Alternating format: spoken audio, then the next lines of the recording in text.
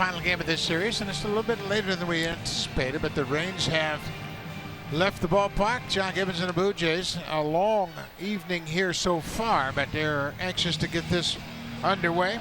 Blue Jays won the last two, trying to make it 3 out of 4 here in Kansas City.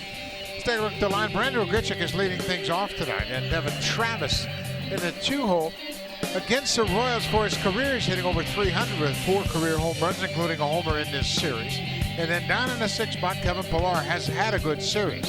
A game-winning home run 2 nights ago. He's 4 for 10 in this series with that home run and 5 ribbies. Tonight, the Blue Jays get Glenn Sparkman, who makes his first major league start as he fills in for the injured Danny Duffy.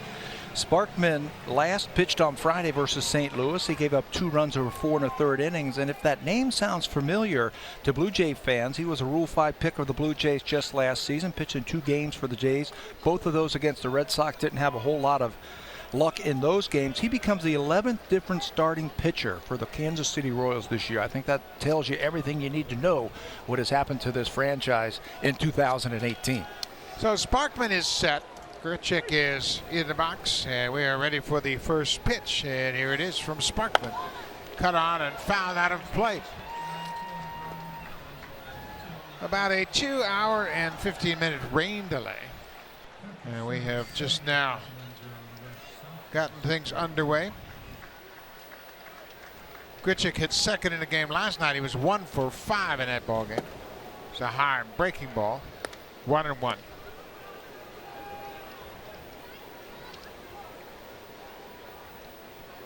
Sparkman is 26 years old. He was originally drafted by the Royals, and the Blue Jays had him in camp as a Rule 5 pick back at 17, and that one almost got him.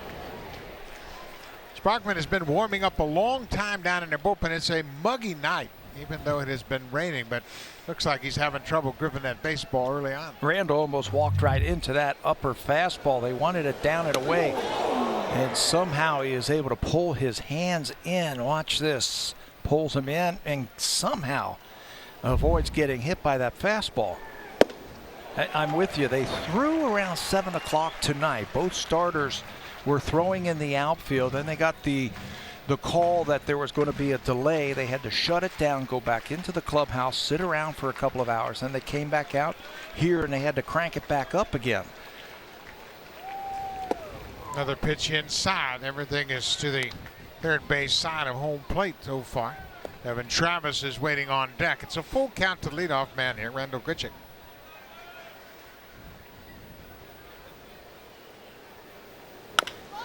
Bouncing ball. Big hop for the shortstop, Mondesi. One away. Take a look at the rest of the defense. Mondesi has played very well in this series at shortstop. Pereira's at second. In the outfield, a little different look in center. Yeah, Whit Merrifield's going to get the start out in center field. He's had 16 starts out there. We've also seen him at second base in this series. He also has 7 games started in right field. And he's a jack-of-all-trades type of player. You can put him anywhere. He's going to give you a great effort. They've gotten great center field play so far in this series by Phillips and now Merrifield. Breaking ball as Sparkman gets ahead of Devin Travis. Travis, for his career, a .313 hitter against Kansas City. .246 this season overall. Quickly 0-2.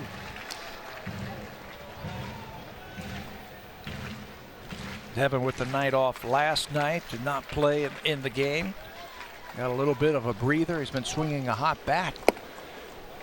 I was shocked that he didn't get a chance to play last night. He's actually hit the ball very well, despite the fact he has just 1 hit. That was the home run.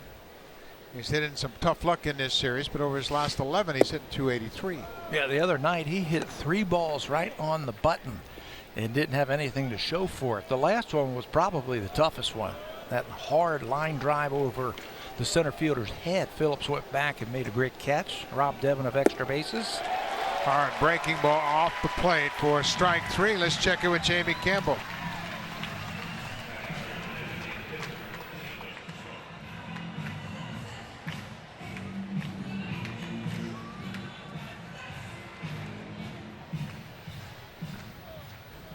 Julio Teheran, the starter for Atlanta, gave up just 3 hits over 7 innings. The good news for the Braves, Ronald Acuna Jr. was in the lineup in left field hitting leadoff, and he picked up a hit tonight, so Obviously that hit by pitch, not that serious. The pitcher that hit him, Jose Urena, has been suspended for 6 games for intentionally hitting Acuna. And I'm sure that's not over. I'm sure we're going to hear something about that later on in this season. There's Justin Smoke. He takes a strike.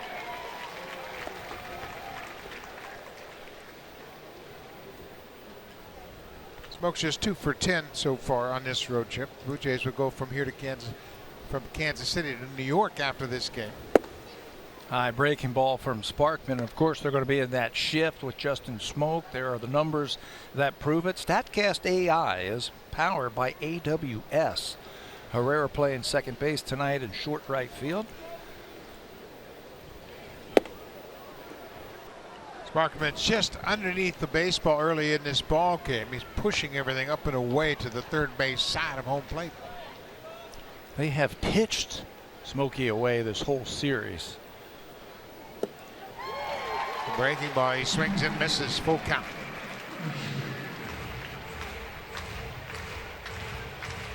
A little bit of a change for the Blue Jays. Kendrys Morales has moved up to hit behind Smoke because they've been pitching around him this whole series. High fastball held onto by the catcher. The foul tip. Sparkman with a good start. His first major league start. 3 up, 3 down with a couple of strikeouts.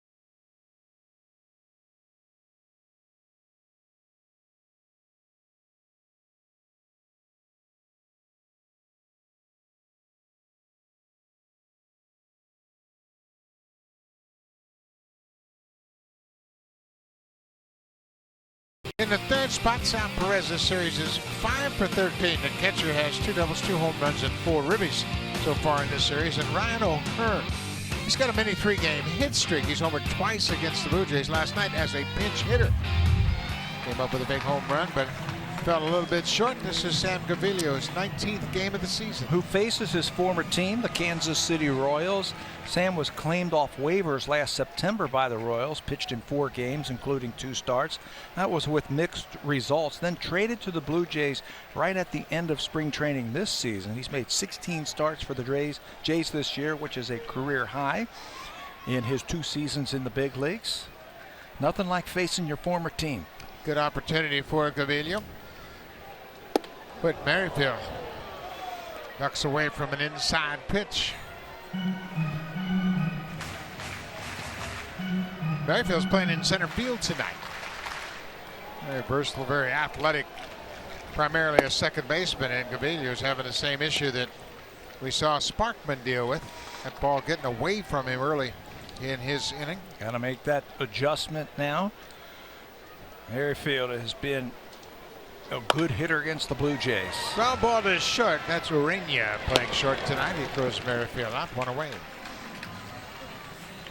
But in the outfield, it's Hernandez, Pilar, and Krichik. A little different look tonight as Richard Urena gets his start at shortstop. Yeah, John Gibbons said Urena, his more natural position at shortstop, so they wanted to start him there. But that didn't take Diaz out of the lineup. He's going to make his second start at third base this year. His last start and only start this year was in Boston right before the All-Star break at third base. So they wanted to get Urena a chance to play his natural position. Alex Gordon, the left fielder, has had a rough series so far. He's 1 for 11 in the series. He has an RBI and he scored a run. For the season, just 29 RBIs for Gordon. He snapped after that pitch. He snapped an 0 for 15 earlier in this series with an RBI hit. Just 1 for his last 21. They have really pitched him tough, and he's hit a lot of lazy fly balls into the outfield against the Blue Jays. He's hit in the 2 spot in the last 14 games and just hasn't really been able to get much going. This is his 12th season with the Royals, his former first-round pick.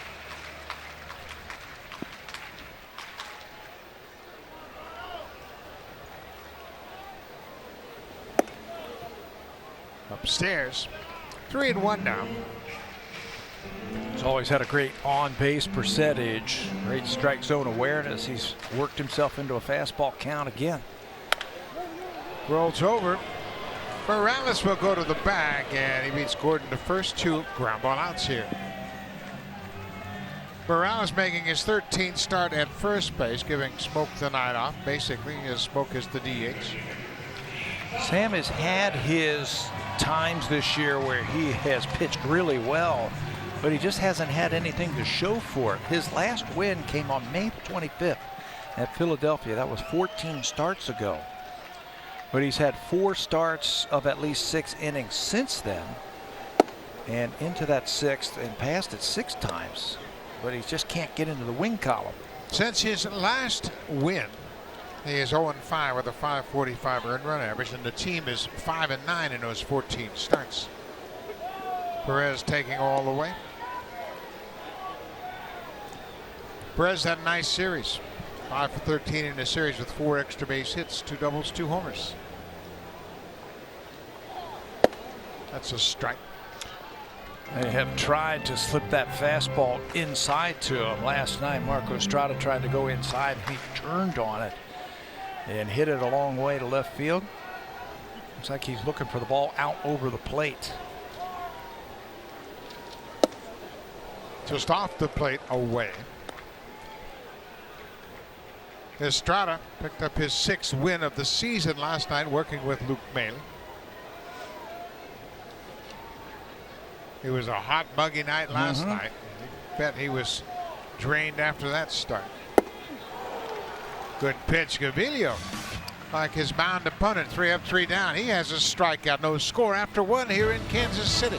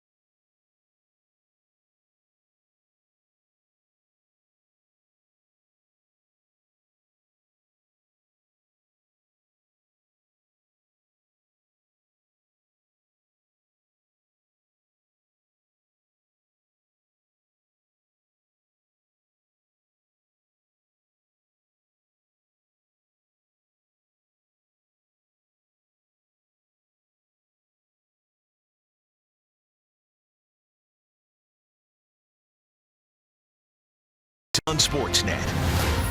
Presented by Honda at the Model Clearout event. It's the best time to team up with a Honda you'll love. The rain has slacked off here in Kansas City, but you can see the fans there well prepared. It has been a iffy kind of weather week here for the fans and the ball clubs. We've had thunderstorms at various times, but it hasn't really interrupted the game itself. But today we had about a 2-hour and 15-minute delay for the start of this game. So here is the cleanup hitter, Kendrys Morales, the former Royal. Morales batting .238 for the season. And Sparkman delivers a first pitch strike. Kendrys has 13 home runs this year, 11 of them from the left-handed batter's box. He is a switch hitter. This is his power side right here, and he's looking to try and get the Blue Jays off quickly here.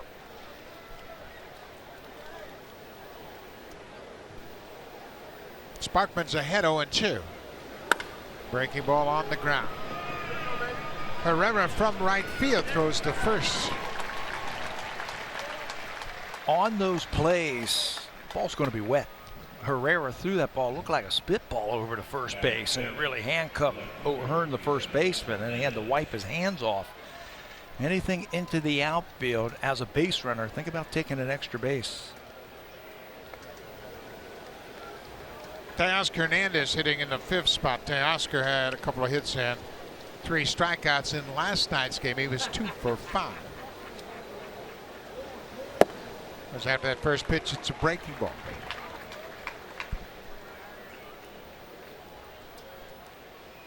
Hernandez now has made his way into the top 10 in strikeouts in the American League. Obviously, that's not the category where you want to be in the top 10, but strikeouts have been a little bit of a problem for him. Yeah, and he's learning. You know, when you talk to him and you ask him, hey, what are they trying to do to you? He says, they're always changing on me. Some teams will pound me inside with a fastball. Other teams will go breaking ball away. And I think the strikeouts will come down after he learns the league just a little bit more.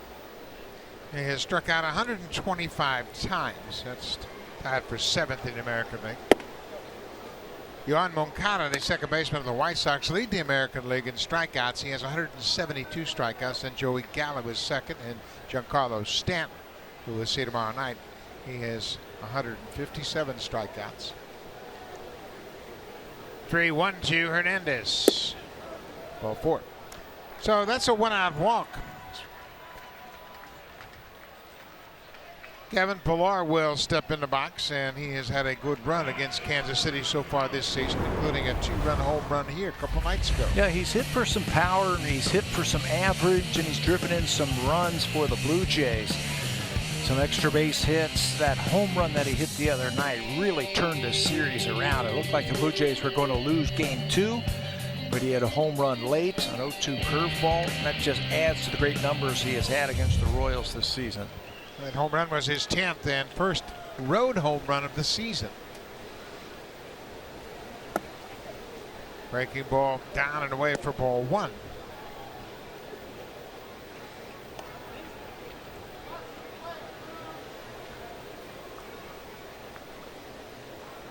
Pillar 106 games this season. His average at 250, and there's a check swing. Excuse me, if it's fair, it's trouble. That's a fair ball. Hernandez is headed toward third. Pillar's going to go to second. Bonifacio will throw back into the first baseman. When you're hot, you're hot. Pillar has hit well against the Royals. He gets a check swing double, his 30th double of the season. 30 doubles, and you can smile on that one. Check swing. Now you don't know where the ball is. You can see him looking for it. And then once he picks it up, he says, hey, that ball's going to stay fair, and I can make it to second base without a throw. For Pillar, his 30th double, his career high 37. He had 37 doubles last year. Here's Danny Jansen, a rookie, playing in his 3rd game in the big leagues. He's had a good start. He had a hit in his first big league at bat, 2 hits in his first game, and hit his first home run in his 2nd major league game 2 nights ago. He's got a chance to put the Blue Jays on the board early.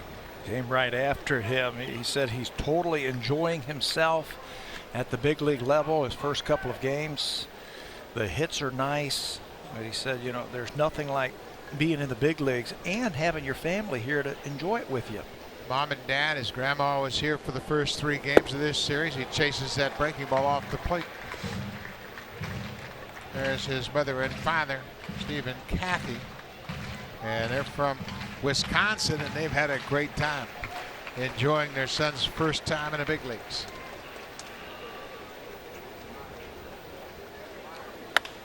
Fly ball to right. This should score a run. Tagging up at third is Hernandez. Bonifacio fires toward the plate, and it's not in time. Danny Jansen drives in the first run of the game with a sacrifice fly. Boy, that's a good approach, Pat. That's a great approach, especially a two-strike approach. He got beat on that slider for strike 2, and he says, you know what, I got to spread out just a little bit more. Cut my swing down. I've got to advance and watch this from the side. Just get enough of it. I have to make contact, and he did on a pretty tough pitch from Sparkman. We'll pick up the RBI and send Pilar to third base. 2 outs as Pilar's at third. Ledmus Diaz playing third base tonight. He gets the first pitch fastball. Second start of the season at third base for Diaz. You can see he trying to get loose. He took a healthy cut, and batting practice was cut short. Then you sit around for 2.5 hours in the clubhouse. You get stiff. Breaking ball. Diaz just 1 for 10 so far in this series. He's had a good start to his second half. He's hit the ball well since the All-Star break. 7 home runs since the All-Star break. Watch out. Well, that's a couple times now that ball has gotten away from Sparkman. You can see him wiping his hand on his pant leg, trying to get a grip on it. He threw the first pitch to Grichuk up in similar fashion. Look where the catcher is. He wants this ball down and away, and it's not even close. Ledmus has to duck out of the way, and somehow he got his face out of the way before getting hit. Another pitch up and in. That hit him. So Diaz is hit by a pitch, and Sparkman continues to struggle with his control.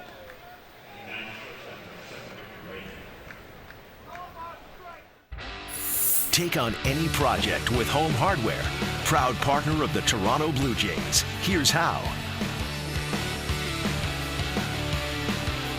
So the Blue Jays on a Danny Jansen sac fly have a 1-0 lead. They have runners at first and third, 2 outs for Richard Urena. In the 9th spot, Jansen had the sacrifice fly, knocked home Teoscar Hernandez, who had walked to start this rally.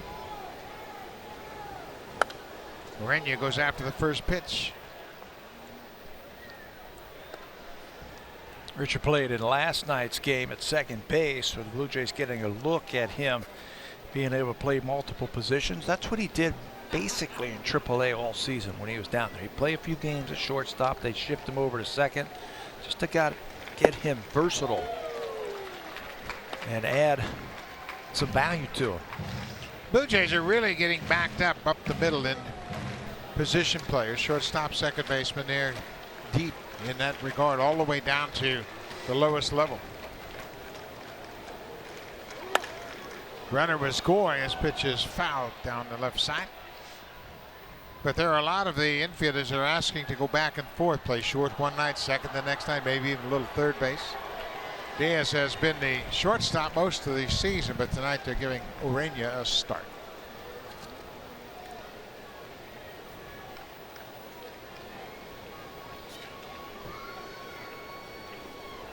So Martin more than likely will catch tomorrow in New York as Marcus Stroman makes that start. Running again, Perez hesitates and still has enough time to throw him out. For some reason, Diaz didn't slide. If he slides, he's in safely. But once he saw Perez hesitate, he probably didn't think he was going to throw. But when you got a cannon like that, you always have a chance to throw somebody out. They're trying to steal a run. You're not going to fool Sal Perez as he nails another base runner. That's 20 for 38 this year for the big catcher.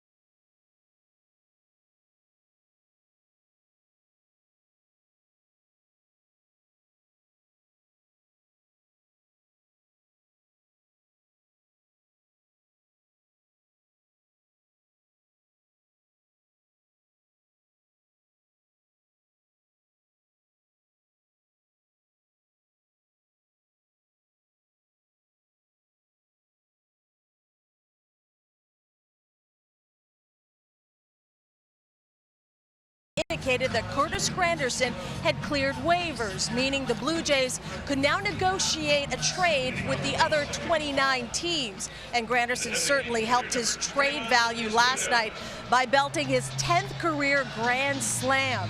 Now, he was asked post-game what he thought about clearing waivers, and the 37-year-old said he wasn't aware of it until told by friends and family. Quote, "It doesn't mean too much except there are possibilities, but at the same time, it's all out of my control." Granderson said that we have a chance to win the series tonight, and we'll go from there. "I'm a Blue Jay, and I'm excited to be here and continue to win as many ball games as we can." Buck, unless told otherwise, he said it is business as usual for the veteran outfielder. Yeah, that's the way he handles his life, and he just takes it exactly how you would like every single day. He comes prepared, he's a professional, he's going to represent himself and his team very well. What else is he going to do? Now, last August 19th, he was traded from the Mets to the Dodgers. He went there for the final 6 weeks of the season. He was not active on the roster for the postseason Dodgers, but he got traded late last year, so he's quite used to it. Yeah, I'm wearing a Blue Jay uniform. I'm going to do what I can to help my team win today, and I'll worry about tomorrow when it comes. That was a sweet swing he put on that 2-0 pitch last night. This is Curtis's former teammate, Lucas Duda. They were together with the Mets in New York. Duda, one of the few power threats in this Royals lineup. He has just 10 home runs.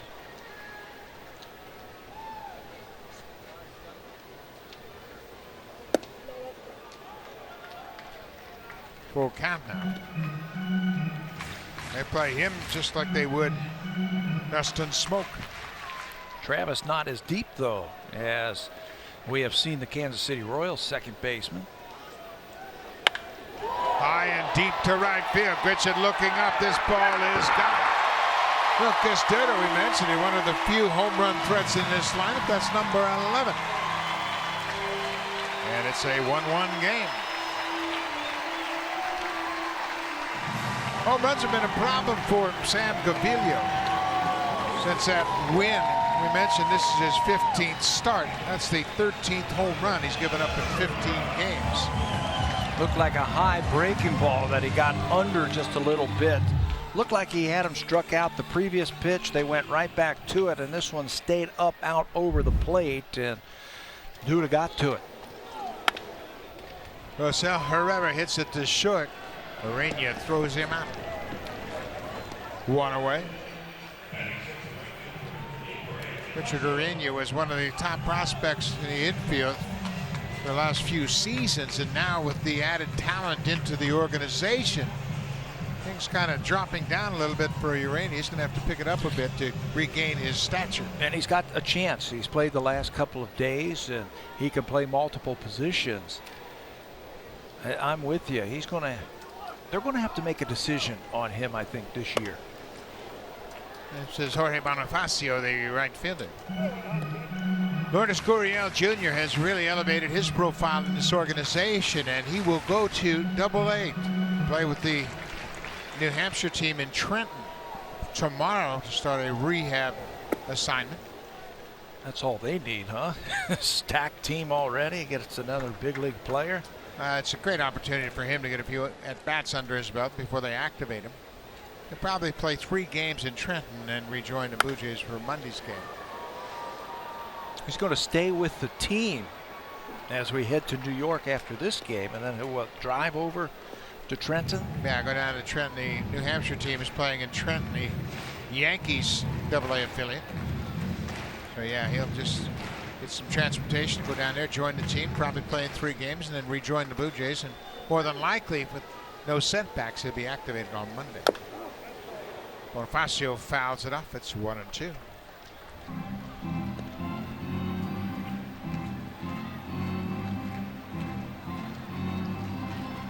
Got to pitch to this guy very carefully because he has some power. Doesn't have the big batting average, but he's had 3 extra base hits in his last 5 games. So maybe his timing is starting to come around.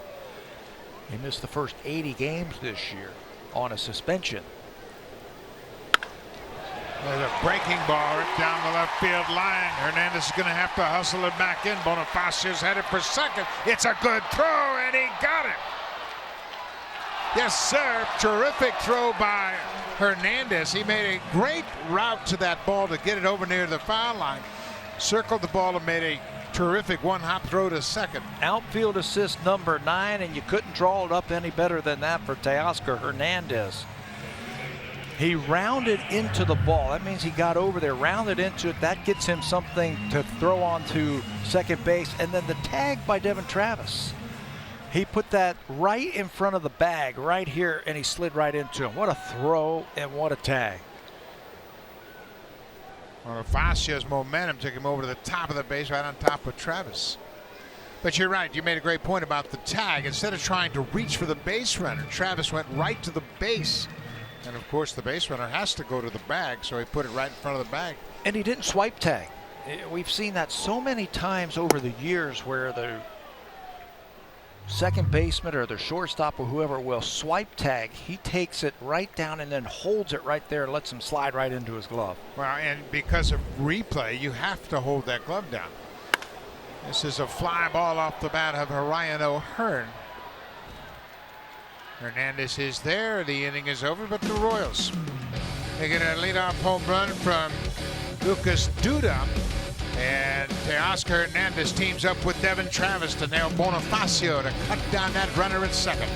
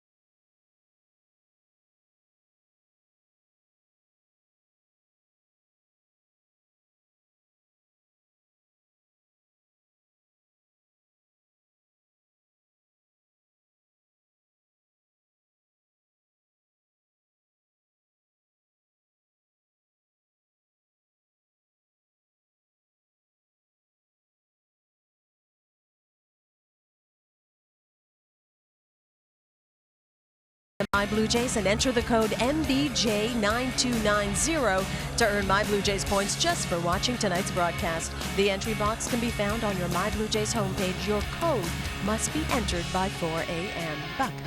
Thank you very much, Hazel. A hearty crowd that has sat through a 2-hour and 15-minute rain delay before the start of this game. Glenn Sparkman worked to Richard Urena. Urena was at the plate when Ledmus Diaz was thrown out trying to steal second. Popped out of play.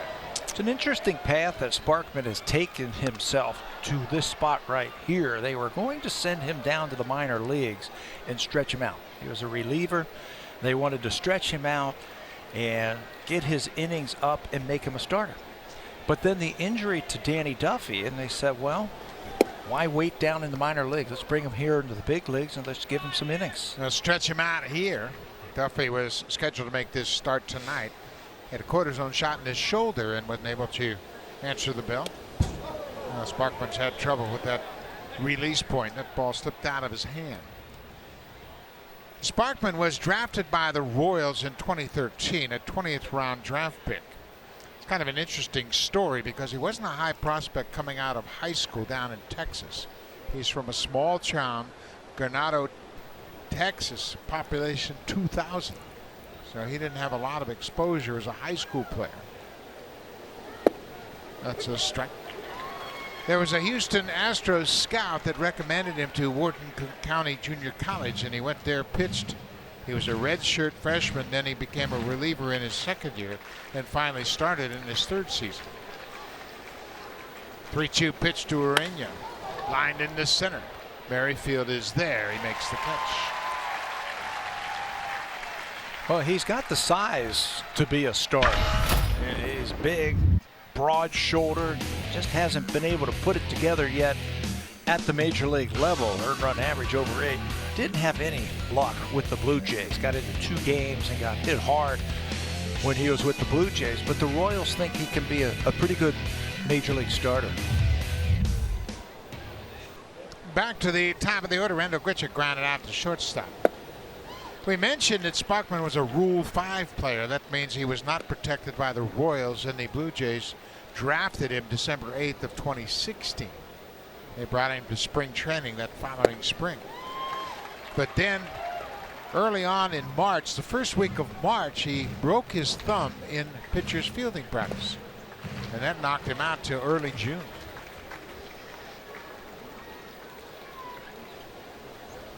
Made his first appearance at the end of June and then July, and then he was offered back to Kansas City. He didn't pitch until June 1st at Dunedin. Then he went AA and AAA. Was called up to the Blue Jays on June 30th. Grichuk swings and strikes out. Prayers puts the tag on him. 2 away. They're not really sure how long he can go. He threw 4 1/3 innings his last time out. That was 6 days ago. But again, they're just starting to stretch him out. So the number we heard was around 75 pitches tonight, however long that takes him. Devin Travis. It's a high breaking ball. Rips it down the right side. It's slicing just foul. That ball carried a long way, and it just barely missed the foul pole. Looked like it had a chance to sneak around that foul pole in right. Devin homered in his first at-bat in this series here down the left field line, and he almost squeaked that thing around the pole down the right field line. I didn't think he got all of that. Now it's 0-2. That's always been his sweet spot, to right field. He can hit that ball with authority the other way.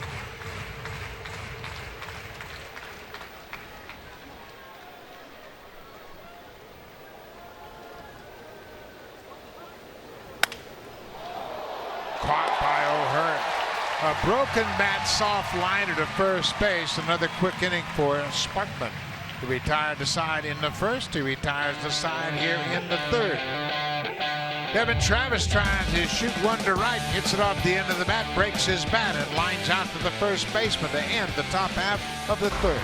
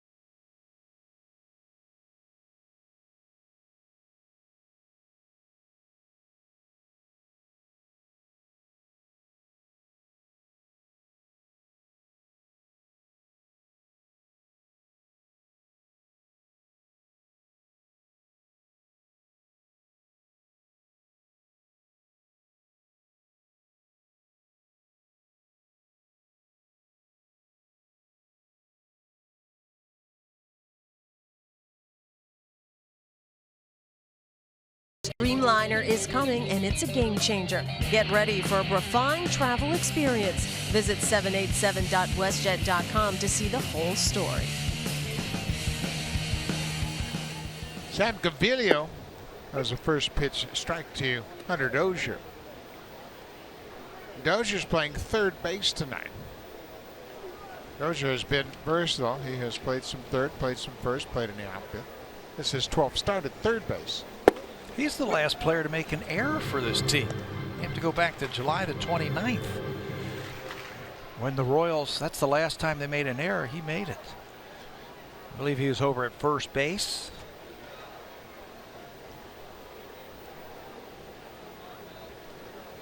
Oh, 2 pitch outside. It's 1-2.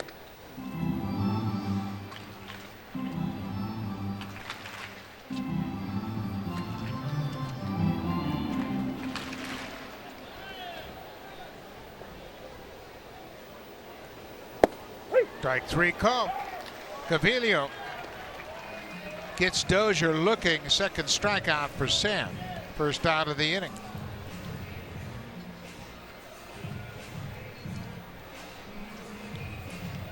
Sammy Gaviglio showing you that he can rack up some strikeouts when he needs to, almost one an inning this season. A lot of them with his fastball, like that last pitch. He's got very good movement on the fastball. Last year it was 5.9, this year 8.7. Adalberto Mondesi hits it to center field. Pilar got a little bit twisted around, but he's able to recover and makes a nice running catch going away from the infield. Mondesi's retired. Boy, those are the toughest plays for an outfielder. You know you've got a fast guy at the plate with a little pop. He was playing in. And that line drive over your head, you're thinking the ball's going to slice back to you. Watch Pilar in center field start to go to left center field, then realizes it's over his head. He does the 360 and hauls it in.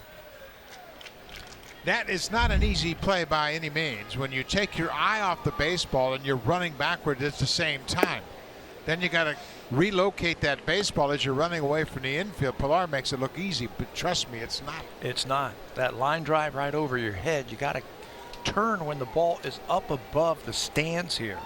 So when you look back, you can see it in the background of the sky. Outside, 2-0 to Whit Merrifield, the leadoff man. Merrifield grounded out to shortstop his first time up. He came into this ball game with a .299 batting average. That's good for 10th in the American League. He goes around. 6 for his last 12 coming into tonight's ball game to get that average just a shade under 300.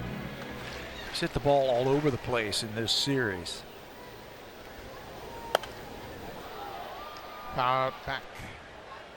2 balls and 2 strikes. We're in the bottom of the third. It's a 1-1 game. Each club scoring a run in the second inning.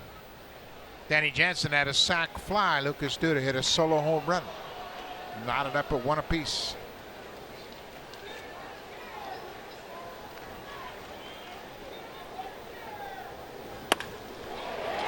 Merrifield got that high pitch and rips it into center. Hustling around first, and Pilar will get it back in to stop Merrifield. For the Royal center fielder, that's hit number 137. Is he going to edge up closer to 300 with his hit now? He's 1 for 2. That should get him right there. I tried to go fastball away and bangs it through the middle. In this situation here, if this doesn't call for a steal right here, I don't know what is. Merrifield is third in stolen bases. He is behind Jose Ramirez and D. Gordon. They both have 27. Merrifield has 26. Alex Gordon now 1 for his last 20 over his last 7 games. That's lined right to Urania. Gordon can't buy a hit. He hit that one right on the button, but right to the shortstop to end the inning. A 2-out single and no damage.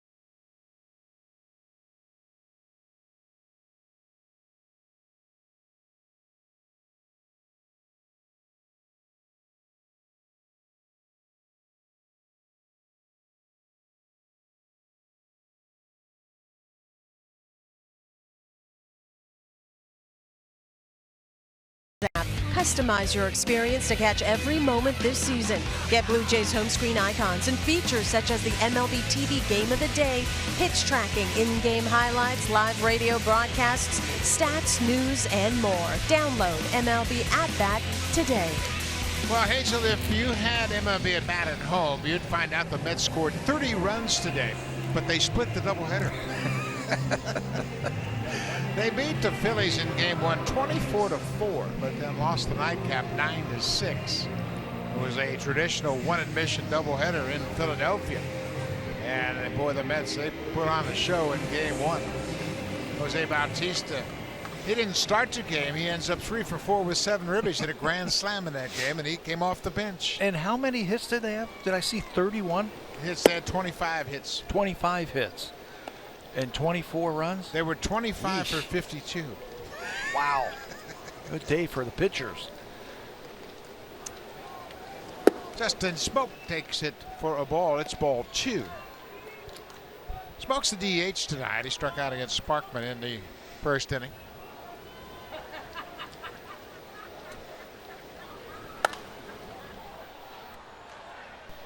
Sparkman, as Pat mentioned, last pitched in relief, but he threw 68 pitches in that game against St. Louis. That was on the 8th of August.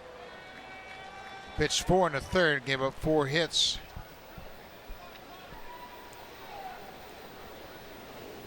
If you're going to stretch him out in the minor leagues with the injury to Danny Duffy, go ahead and bring him up here. Yeah, what do you have to lose? Kansas City's won 36 games. You might as well find out what you have.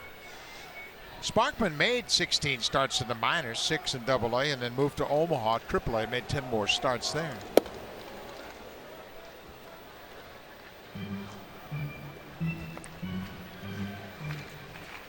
Full count to Smoke. Morales, who is playing first base tonight, as Smoke DHs. High breaking ball. That's going to beat the shift as Smoke gets the leadoff single.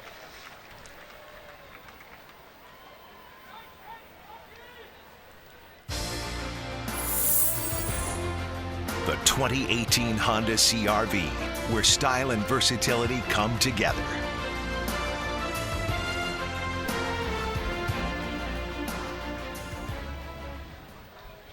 Pretty comfortable night now after the thunderstorms passed through. Had a rain delay early, but quite comfortable right now. It says Kendrys Morales, he too will look into the shift. You know, we had Dave Winfield on last Saturday when they were celebrating back-to-back World Series championships in Toronto. And he says, I wonder when these guys are going to get tired of hitting into the shifts. And making outs into the shift, maybe adjusting a little bit. That was his point. Take advantage of one fielder on that side. That ball gets away from Perez. Smoke will move up 90 feet. Ball in the dirt. Perez tried to backhand, and it got past him all the way to the backstop. Good. Sparkman's getting underneath his breaking ball, and he's having problems throwing it in the strike zone. Watch how his elbow gets underneath that ball, and he can't get it where he needs to. You'll have to tell yourself, I got to reach out and stay on top of that breaking ball. Missed with that off-speed pitch. It's 2-1 to Morales.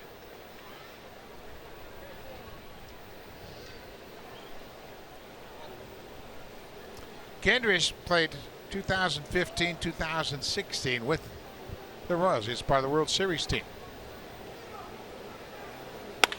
Ground ball. That's going to get past Herrera into right. Smoke's around third. He's going to come in to score.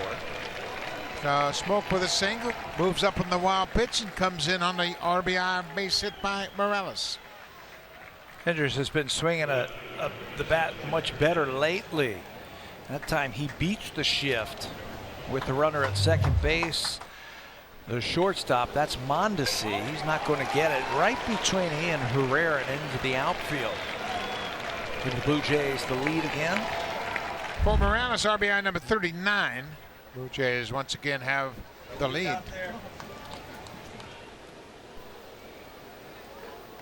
Teoscar Hernandez, he walked and scored his first time up.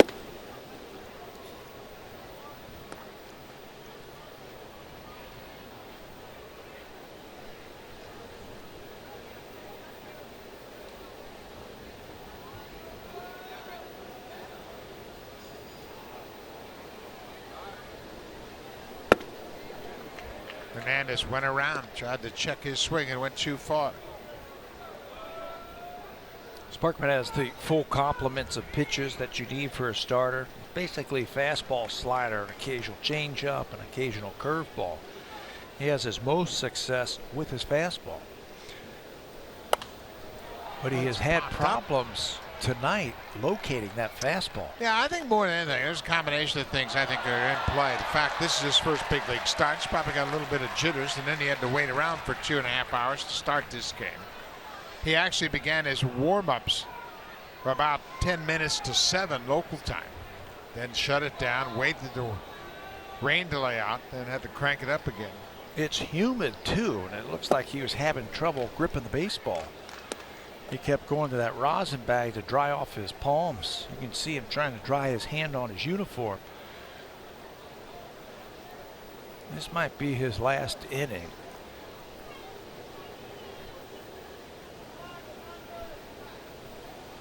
Inside. Full count.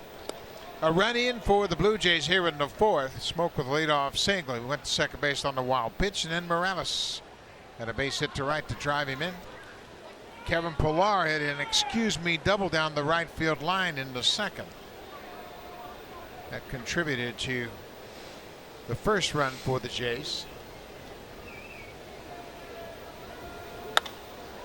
Fly ball off the end of the bat. Bonifacio, the right fielder, calls for it. He makes the catch. Morales back to first. Bonifacio last night, he had 7 putouts in right field. That's 2 shy of the Kansas City Royals record held by Emil Brown and Jermaine Dye. But he was busy last night. Very busy out in the outfield. He is playing now with the injury to Jorge Soler, one of their better prospects that they picked up from the Cubs, who was out with yet another injury. Pillar takes one in the dirt for ball 1. Kevin's double was his 30th double of the season.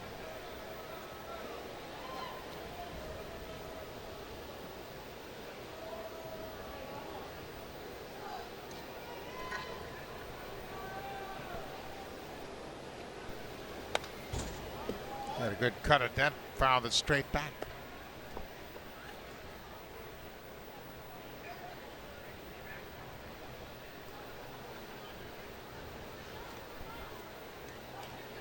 A lot of Blue Jay fans here, and of course everybody appreciates Pillar and the effort he brings every single day. 1-1 pitch, another base hit for Pillar. He shoots it into right field. 3rd hit of the inning off Sparkman. Morales moves up. Still just 1 out.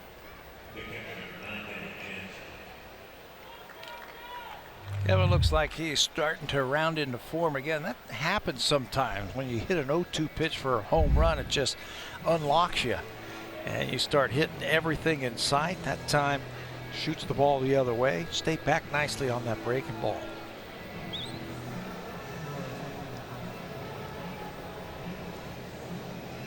Little delay a game right now for Perez just to get that bullpen going for the Royals. Looks like he's closing in on his pitch count. Yeah. So the Royals bullpen starting to work. Sparkman has thrown 70 pitches. We mentioned in his last outing he threw 68 in relief. That got him 4 1/3. He's at 3 1/3 right now. Morales and Pillar, 2nd and 1st. Catcher Danny Jansen had a sac fly in the 2nd, drove in the first run of the game.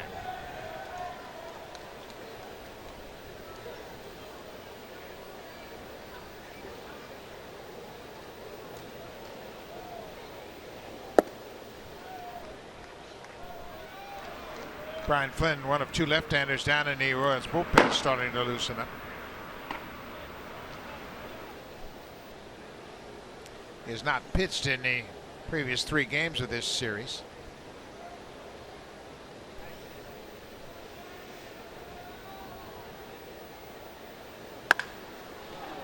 Fly ball to center field. Merrifield backing up waiting for it, and Morales will hold at second. It's the second half of the inning.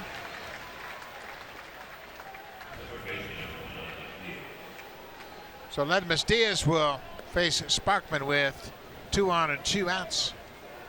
Diaz was hit by a pitch in the second inning, and he almost got hit by a pitch up around the helmet earlier in that same at bat. I don't know how he got out of the way of that one. That was heading right to where his hands are right there. Morales at second doesn't have much speed, so he's going to have to work for a bigger lead. We've got some good arms in the outfield. Gordon, a terrific thrower from left field. I think there's no way they can score him on a single. They throw too well in the outfield. They get to the ball. Fly ball to center field. Merrifield has plenty of room. The center fielder makes the catch, and the Blue Jays will strand a pair.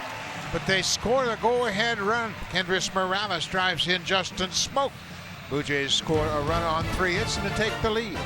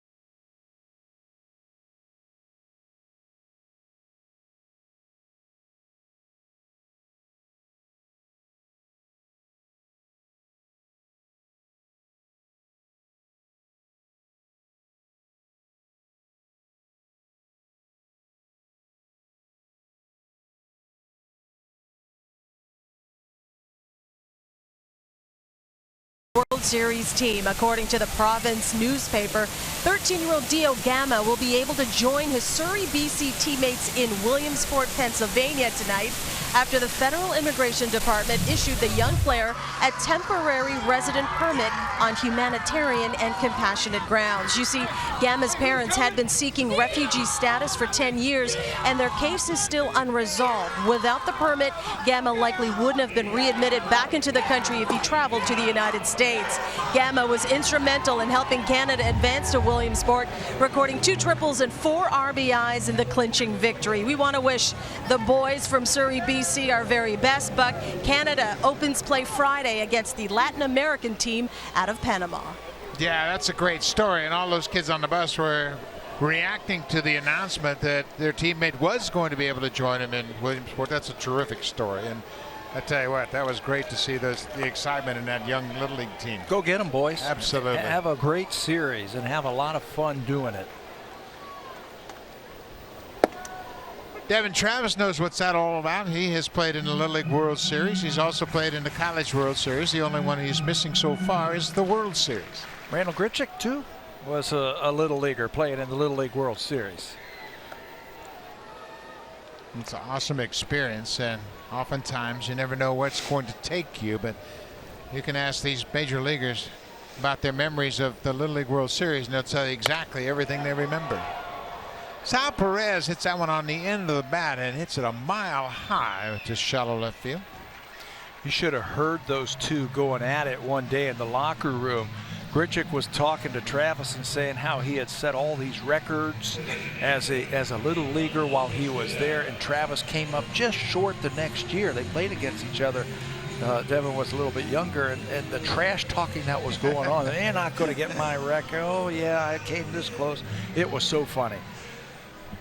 Well, of course, the big name in the Little League World Series, Lloyd McClendon, who is the hitting coach for the Tigers. They called him Legendary Lloyd at Williamsport because he hit so many home runs. I think he swung 5 times and hit 5 home runs.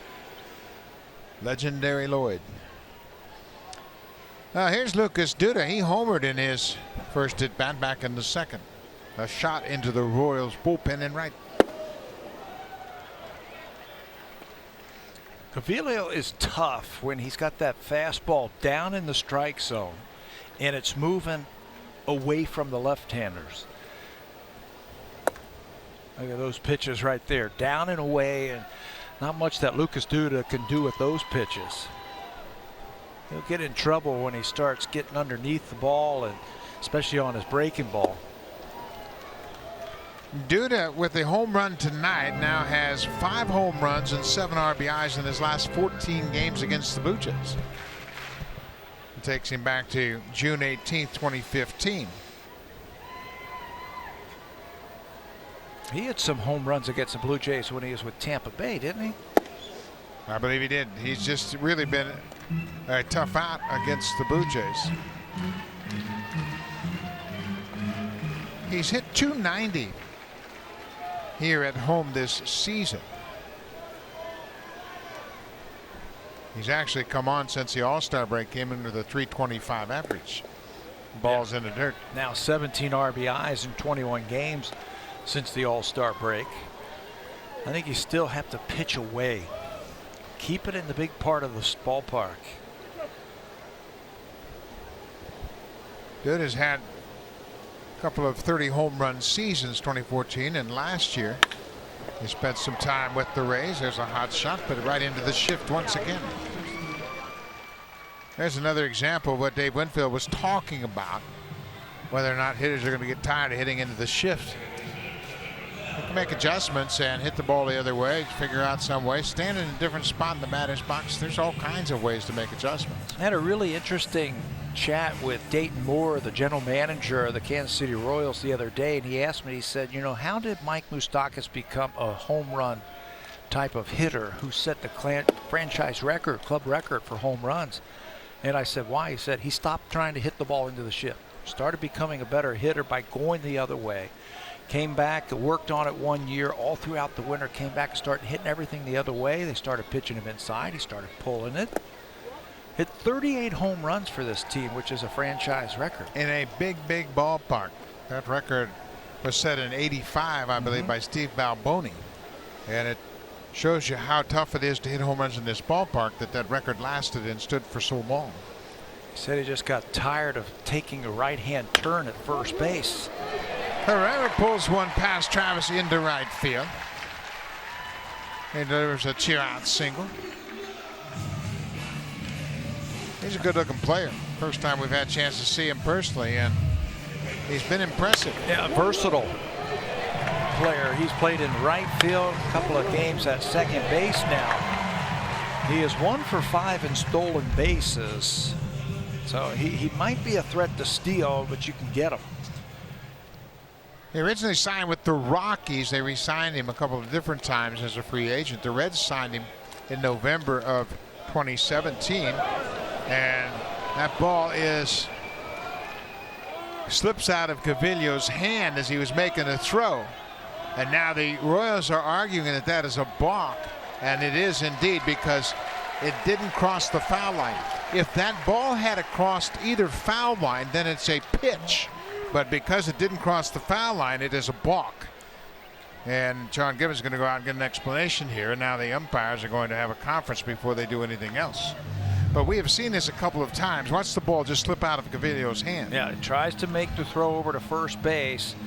And because the ball stops right there, the umpires are talking about it, but that's the rule. And you know what? Generally on each one of these umpiring crews, there's an expert on the rules. And the only question here now, would he have stepped off before he made the throw? Watch his right foot. No, he didn't step off. And that's going to stand, I believe, as a balk. But there are always different things you see from time to time. They had a similar kind of weird play in the Yankee game today. Base runner running from second to third ran around third without stepping on third. And then they put him in a rundown, and he finally was tagged out. But on the play, the back runner ended up at third base. Another look at it. He does not step off. That's an attempt to throw to first, and the ball slipped out of his hand. And now Marvin Hudson, who is crew chief, is going to explain the situation to John Gibbons.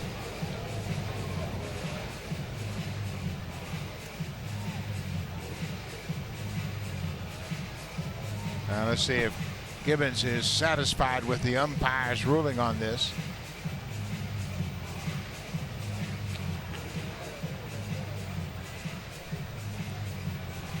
But there's so many different rules that will come up in the course of a game, and yeah, a lot of them are just academic, but when you think about it, and the balk rules, pitcher's legal action, rule 6.02 in the book, and when that ball slips out of a pitcher's hand and does not cross home plate or go across the foul line, it is ruled that it is a balk. But there are so many different ways that that can occur.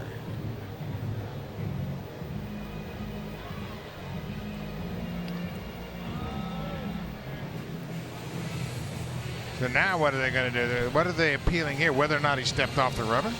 Yeah, I'm reading the rule right here. It says a balk will be called when a pitcher who is on the rubber makes any motion naturally associated with his pitching delivery and does not actually deliver the ball, feigns a throw to first or third, and fails to complete the throw or fails to step directly toward a base before throwing to that base.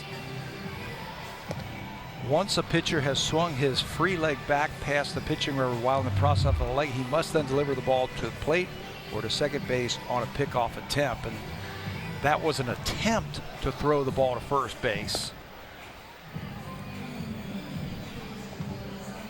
but did not accomplish that. And they're looking at it.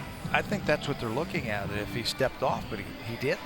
Yeah, I think that's the only thing I can imagine they would be appealing, was whether or not he stepped off the rubber before he made that, which would have negated the balk call.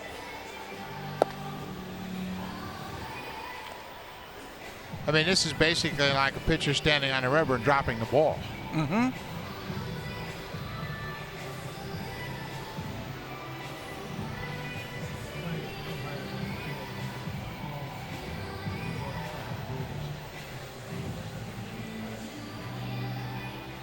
So now both managers, former catchers, and they're discussing it. Kansas City's had quite a run challenging plays. They have one of the best records of challenging plays. They have a former catcher, Bill DePlisa, who was in the bullpen, and now he's their video replay coordinator. And he will be the one that suggests different things that they review. But I think this was John Gibbons asking the umpires to have a look at it, to say what they're talking about. Dale Swaim is the bench coach for Ned Yost on the Kansas City bench.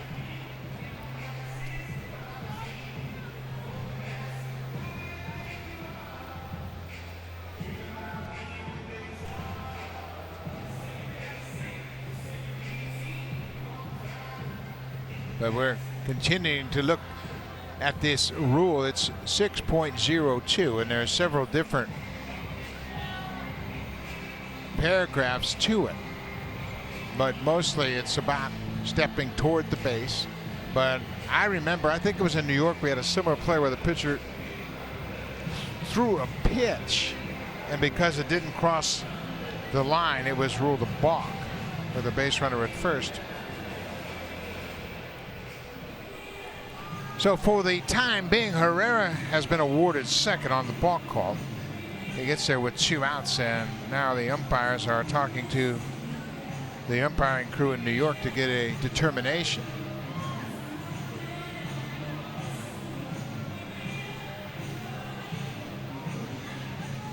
Rule 8.01D, a ball which slips out of a pitcher's hand and crosses the foul line shall be called a ball. Otherwise, it will be called a no pitch. This would be a balk with men on base. It says it right there. What number is that? 8.01D. If the pitcher removes his pivot foot from contact with the pitcher's plate, the rubber, stepping backwards, thereby becomes an infielder, he makes a wild throw from that position. It shall be considered the same as a wild throw by any other infielder. But 8.01D says it's a balk with the man on base. Yeah. If it slips out of his hand. So they're really taking a long time. For me, the question is whether or not he stepped off the rubber, but from what we saw, there was no stepping off the rubber. He was engaged with the pitching rubber when he made the move toward first. Yeah, and just spun around to make that throw over to first base. He's going to stay at second. So the ruling on the field is upheld, and that was a long review. So the Royals will have a runner in scoring position with 2 outs. It will be a balk charge to Sam Gaviglio. Jorge Bonifacio. Bonifacio had a base hit to left field and was thrown out trying to advance on a good throw by Teoscar Hernandez. That was in the second inning. Gaviglio, after a long delay, delivers a first pitch strike. Yeah, he had to stay loose on the mound during that long time while they were taking a look at replay. Outside, 1-1 now. Herrera's getting a terrific secondary lead, and that's exactly what you want to see from your base runner, especially with 2 outs. Infielders, you got to pick your poison. Do you want to try and keep him close, or do you want to play a little bit deep and knock the ball down and keep it on the infield? Ground ball past Diaz. That's going to score a run. Herrera's around third. Ball gets away from Hernandez. Karam's past him. Bonifacio is headed toward third, and he will get there. The ball still bouncing on the infield. But that ball, as we have seen for years here in this ballpark, once it gets down in that corner, if the outfield doesn't cut it off, it'll hit that concrete base of the fence and shoot past it. I played in the corner outfields here in this ballpark for a few years, and I would come out early every day with the coach, and he would hit ball after ball like that. What you have to do, you've got to let the ball come to you. If you go and try and dig this ball out, this is what's going to happen. Boom. Underneath there, hit that cement part, and you're going to give up an extra base. What you do is you go over there and you play the Karam and let it come to you, and that's how you hold him at second base. Once again, it's a tie ball game. 2-2, Bonifacio with the RBI. It has scored a triple for Bonifacio, his second triple of the season. Interesting inning.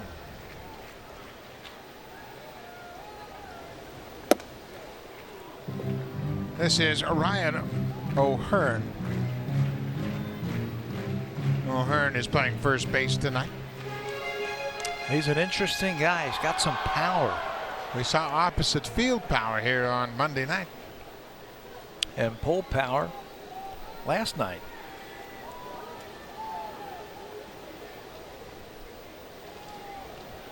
He has played 9 games at the big league level, and he's got 3 home runs already. You know, it was really interesting. It was a pinch hit home run he hit in the 9th inning, and it was the second pinch hit home run by the Royals in the last 2 weeks. They hadn't had a pinch hit home run in 3 years. Whit Merrifield hit one earlier, and then O'Hearn hit that one last night. But it had been 3 years before they had hit pinch hit home run. The last guy to do it was Eric Kratz, former Blue Jays catcher. And now they get 2 in 1 week.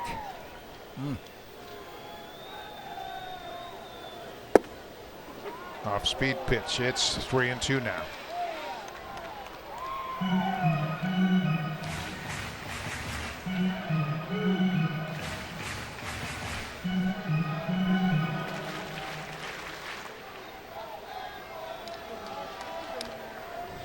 It's tied 2-2. 5 into the 4th. Here's the 3-2 pitch. Base hit. Opposite field base hit. Bonifacio will come in with the go-ahead run. O'Hearn with another RBI. His 4th of the series. That's why he's going to be an interesting guy, I think, for Kansas City going forward. Where do you play him? He can hit.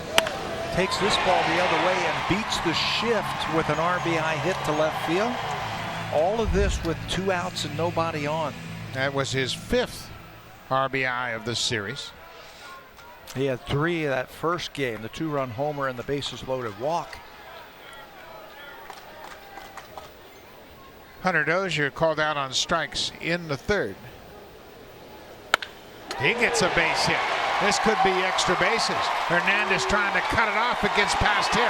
They're going to wave O'Hearn around third, and the relay will be late. Hernandez has had a couple of tough plays in left field, and that one got by him and allows O'Hearn to score all the way from first. Teoscar tried to knock it down with a dive, but it scoots underneath his glove and by his body when he went over there. Breaking ball that's ripped down the left field line, and he knows he's got to get over there and cut it off, so he tries to dive and kick at it, but kicks it away, and that allows that runner to score from first base without a throw. So 3 runs in this inning, and it all started with a 2-out single by Herrera.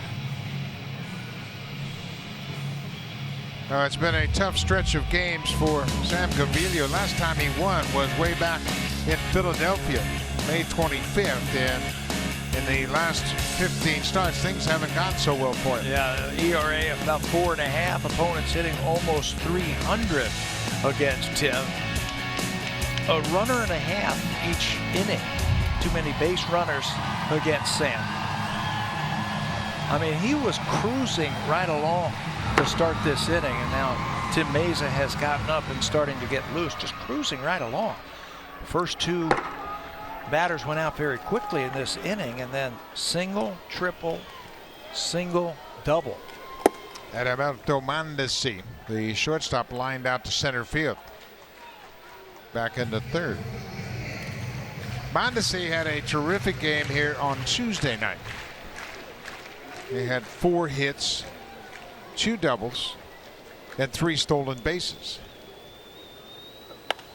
This time he pops it up, shallow left field. Hernandez coming in quickly. He'll get there, and the inning is over. But a 2-out rally. Kansas City scores 3 runs on 4 hits and a balk, and have taken a 4-2 lead. Now time for a Blue Jays Central Update. Here's Jamie Campbell with Joe Siddle from the Samsung Broadcast Studio.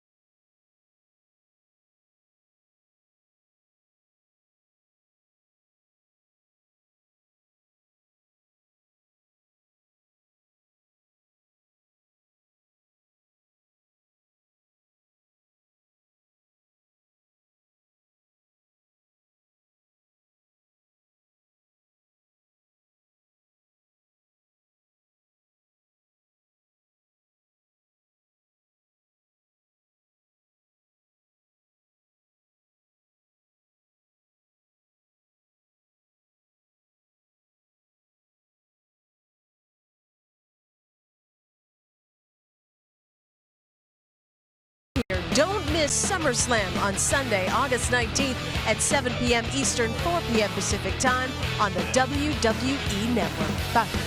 Thank you very much, Hazel. Pretty interesting inning. 2 quick outs, and then a single by Herrera. And then on the first pitch to the next batter, before he threw a pitch, Sam Gaviglio tried a pickoff throw.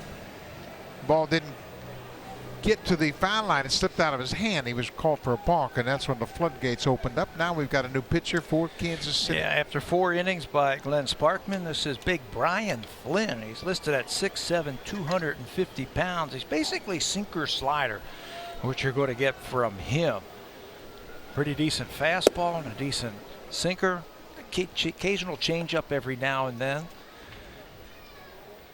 So they're trying to bridge this one now towards the back end of the game after Sparkman gives them 4 innings.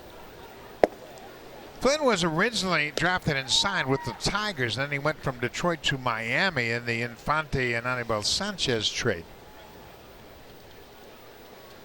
The Royals picked him up from Miami for Aaron Crow, who looked like he was going to be a terrific reliever when he first came up with the Royals, but that was in November of 2014. That didn't work out for him. The Marlins tweaked his windup a little bit to help him get in the strike zone a little bit more consistently. His ball really moves. Sinker and then that hard cut slider.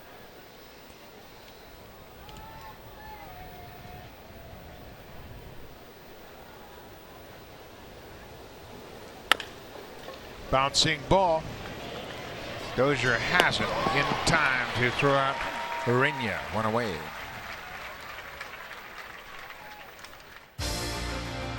The 2018 Civic Type R, like no Honda you've ever seen.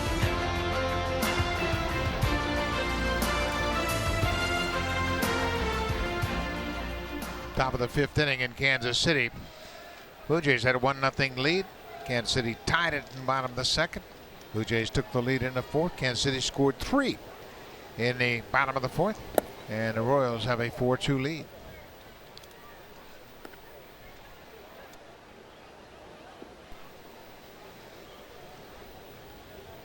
Leadoff man is Randall Grichuk tonight. He grounded out and struck out in his 2 at-bats. Hits this one high and deep to left field. This ball is up. Gordon at the track, at the wall, jumps and makes the catch.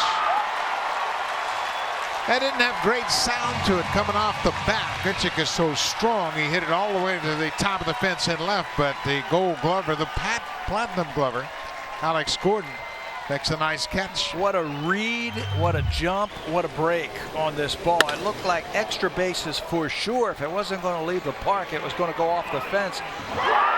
But Gordon gets back there, checks where that fence is, times his leap perfectly, and hauls it in. What a play. He knows all about this outfield, and the pitcher, Ryan Flynn, appreciates the effort from his left fielder. Gordon played his first 2 seasons at third base and then moved to left field, and he's been a Gold Glove caliber left fielder ever since. Threw a runner out at home plate for his 9th outfield assist this year. He's got the most outfield assists in the last 8 years. Travis shoots it down the right field line. That'll get down for a base hit. A 2-out single for Travis. Let's see if the Blue Jays can have a little 2-out magic.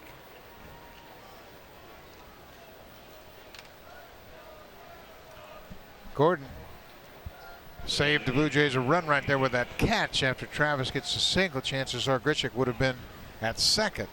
He's a 5-time Gold Glover in left field and a 3-time All-Star. Then Justin Smoke, who's 1 for 2. Smoke is the DH tonight.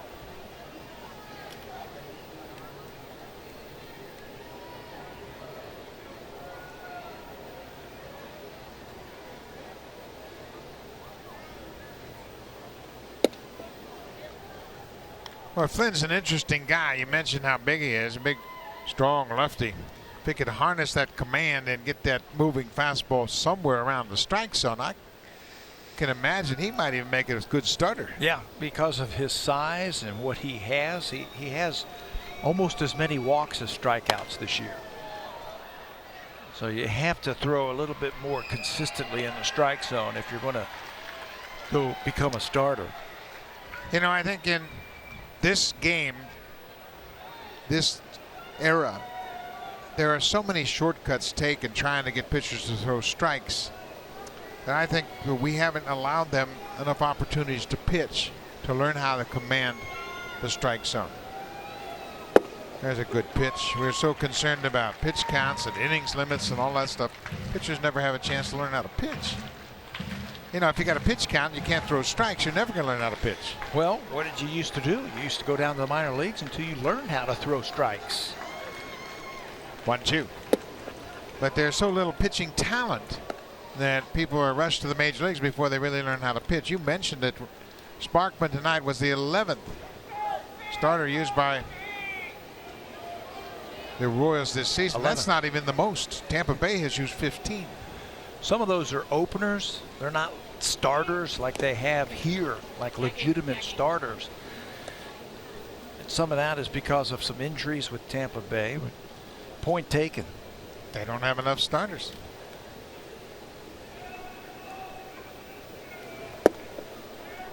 Tough pitch. Full count. Smoke rarely chases those borderline pitches. Kendrys Morales has an RBI single tonight. He'll bat next if Smoke can keep the inning alive. Sal Perez letting everybody know it's 3-2, 2 outs. The play is going to be over at first base. There goes the runner. Smoke swings and misses.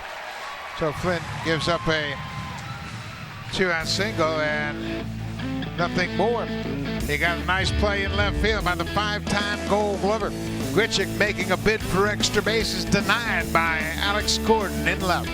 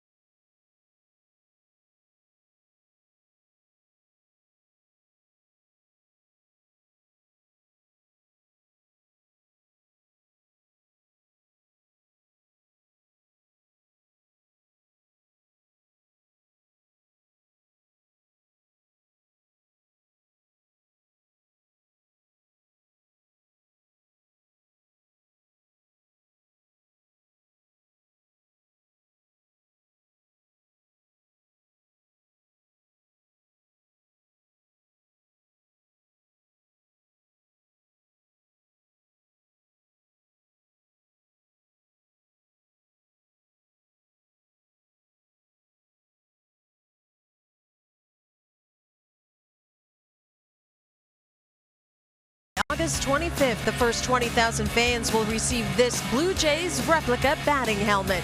Then watch your Blue Jays host the Philadelphia Phillies at 4:07 p.m. Eastern. For tickets, visit BlueJays.com. Thank you very much, Hazel, and that'll be an exciting time to see the Philadelphia Phillies at the start of play. They were 2 games out, and they split a doubleheader by the Atlanta Braves. The Braves were losing and then came back to, no, they did lose. No. Colorado beat them 5-3. Davis was able to shut them down for the Rockies. They're closer. So Philadelphia gains a half a game on the Braves. There's a high fly ball off the bat of Whit Merrifield. Grichuk makes the catch. 1 away, 3rd time through the order. Let's see if Gaviglio can get through this inning. Tim Mesa is standing by. He is ready. He was up last inning, threw a lot. I'm sure Pete Walker would like to see Sam Gaviglio have a real good finish to his outing tonight, no matter when that is. Here's Alex Gordon. Gordon lined out to Urania right up the middle his last time up.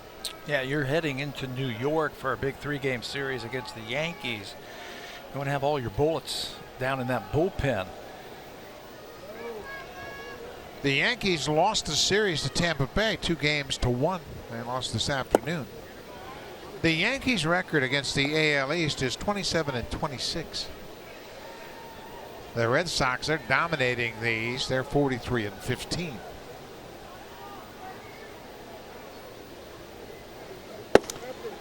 As a matter of fact, Tampa Bay has the identical record to the Yankees in the American League East. They're 27-26. They have played them tough this year.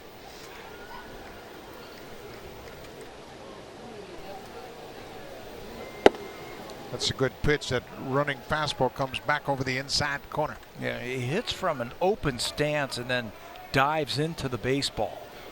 Does Gordon, and that's when you want to really throw that fastball inside. You can lock him up. Breaking ball gets away. Full count, 1 out. They talk about the American League East and the Blue Jays. They have not fared well in the East themselves. The Blue Jays 19-29 in the East, and they've got a lot of games left. 10 games against the Rays. 6 more games with the Yankees, all in New York. Yeah. Only 3 left with the Red Sox. Done with the Red Sox and Yankees at home. Get the Rays 7 more games at home. They come back-to-back homestands for the Blue Jays in the month of September. Rays came to Toronto for the first time just on the last homestand. They got a nice team building. They're really starting to head in the right direction, Tampa Bay. Young pitchers. Gordon draws the walk. It comes with 1 out. It's the first walk Gavidio has surrendered this evening.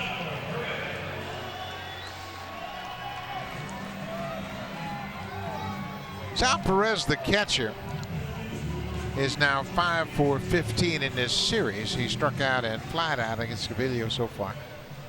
Had his 5th career multi-home run game the other night. This last night against Marco. Drove in 3 runs. There's a base hit for Perez. He got that pitch up in the zone and he rips it to left. A first pitch single. John Gibbons pops out of the dugout and calls for the lefty Tim Meza. Lucas Duda is the scheduled batter. So Gavidio will turn it over to the bullpen. He goes 4 innings, 4 1/3. He gives up a walk and a single here. And he's already behind 4-2. The 2 runners on base are his responsibility. Tim Meza, just recalled from AAA, will come on to face Lucas Duda here in the 5th inning in Kansas City.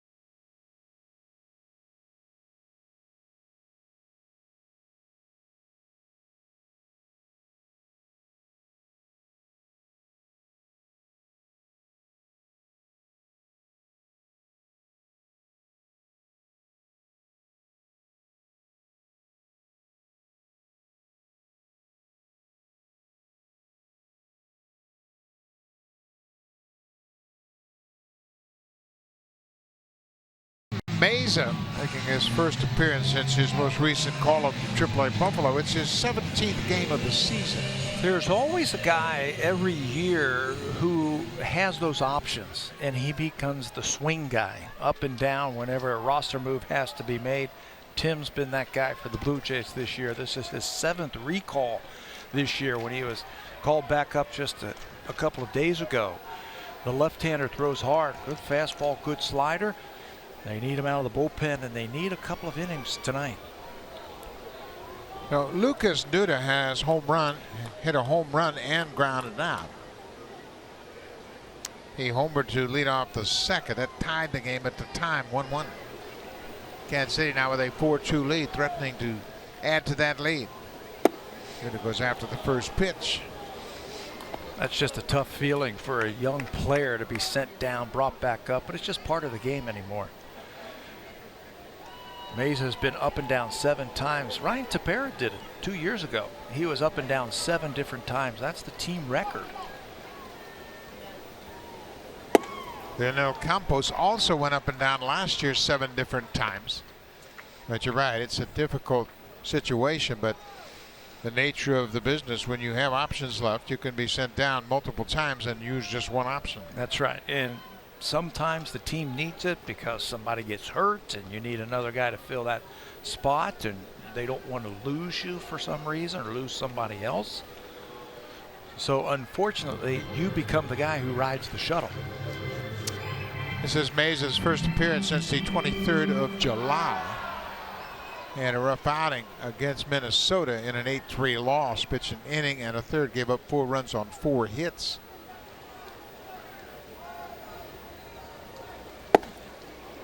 That's a good pitch. Gets it to the outside corner for strike 2.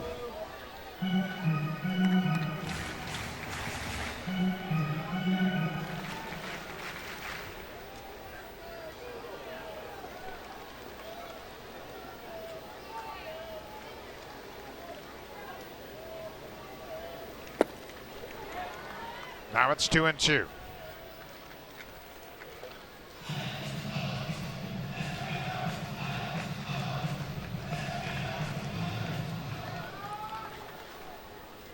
Blue Jays trying to win this series. Can't say won the opener, and Jays came back and won games 2 and 3.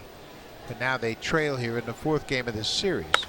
Buda hits it in the air, popped up to third base. Infield fly rule isn't effective as makes the catch. Second out of the inning. Beauty Tone is the official paint of the Toronto Blue Jays. Only available at Home Hardware. Here's how. 2 outs, bottom of the 5th inning. Kansas City has a 4-2 lead. They've out-hit the Blue Jays 8-5. Jose Herrera started the 3-run rally in the 4th inning with a 2-out single to right.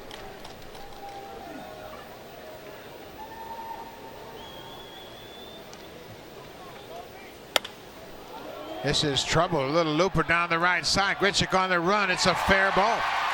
Gordon's in to score as Perez goes to third, and Herrera has another big hit for the Royals. A 2-out RBI double. Wasn't hit that hard, and if Randall Grichuk can't get to it, you know that's legit. He has been playing a great right field for the Blue Jays this year, but he can't quite get to this one. He is jammed. He inside outs the ball just down the right field line. Gordon scores. That sends Perez to third. Clutch hits for the Royals tonight. Jorge Bonifacio has a single and a triple. Both of those going to left field. And now he's facing a lefty. Second and third, 2 outs. Hacks at that first pitch.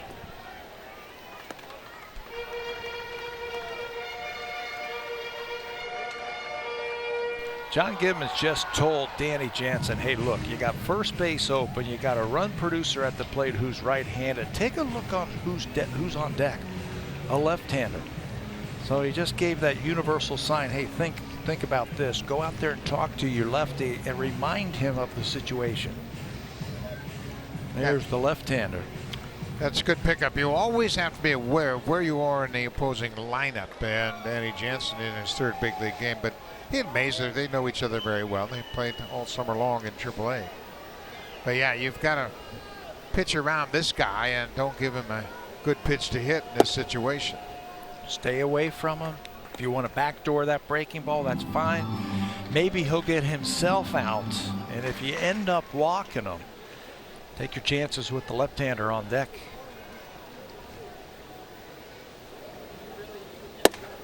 Breaking ball outside. But yeah, you have to understand where you are in the lineup. You got lefty on deck, and yeah, if Bonifacio really gets anxious, maybe he'll chase one of those pitches off the plate. He's been known to do that a few times. Got some runners out there in scoring position. See if you can make him expand. Lays off that pitch, 95. 3-1 now. Now they'll go ahead and put him on. Yeah, I would. Yeah, they just called from the dugout for the intentional walk, so they'll put him on, and that'll load the bases for the lefty, Ryan O'Hearn.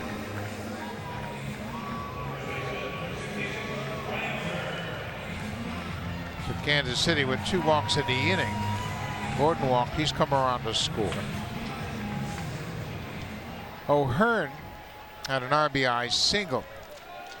He crossed up the shift. They were shifting around the pull. He slapped one into left field. That will straighten out the defense when you hit the ball the other way. Now you've got a left-handed hard thrower pitcher against a left-handed hitter, and that'll straighten out the defense also. 0-1. Well, that's a good pitch. Down and away. Great learning opportunity here for Tim Mesa. Danny Jansen, after getting the instructions from the dugout, went out and said, hey, let's don't give in to Bonifacio. We got a base open. Now you got to take advantage of it. Mesa's ahead of 1-2. Got him. What a good pitch. Tim Mesa strikes out O'Hearn. The Royals leave the bases loaded, but they get another run. They take a 5-2 lead as Mesa walks a righty, but then strike out the lefty to strand the bases loaded.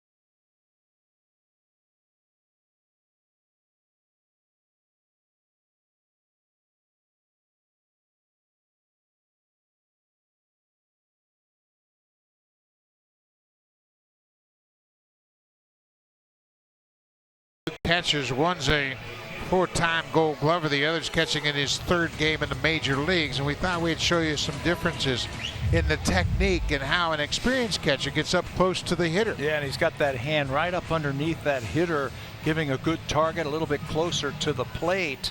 Danny Jansen is a little bit further back, and he's not up there, and what that does is it pushes the umpire back just a little bit further, so it's tough to get those balls on the corner. It really helps you as well on breaking balls and sinking fastballs. You catch them a little bit earlier before they break out of the zone. They just look better. It's a better presentation to the umpire. So I think it's a subtle thing. They noticed this in spring training, and they weren't going to make a big deal out of it, but I think there's going to be some adjustments in his positioning as we go along. It's already been mentioned to Danny, and something to work on. Look, he's got enough on his mind. Exactly. Playing in the big leagues for the first time, so it's something that they'll work on with him. Kendrys Morales against Brian Flynn. Flynn started the 5th inning. He gave up a 2-out single to Devin Travis and struck out Justin Smoke to end the inning. Glenn Sparkman, the starter, goes 4 innings. 3 balls and a strike. 6th inning.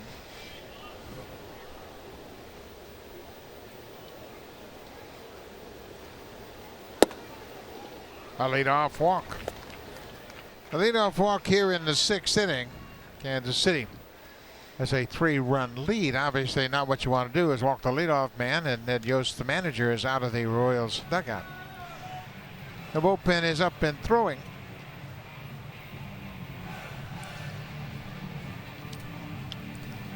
Kevin McCarthy has been throwing for the Royals. Flynn walks Morales, and his night has come to an end. He goes an inning plus a batter. The righty Kevin McCarthy will come into the game. Teoscar Hernandez is the batter. Nobody out, a man aboard here in Kansas City.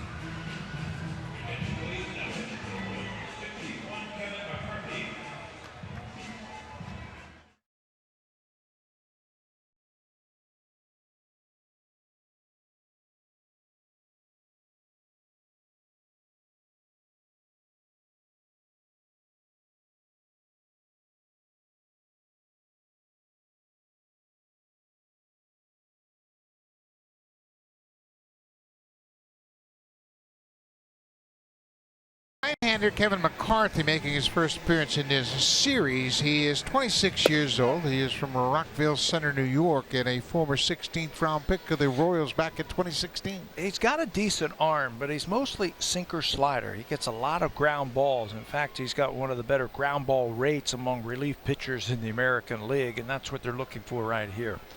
Sinker slider, ground balls. He's also won 4 games out of the bullpen already this year for the Royals.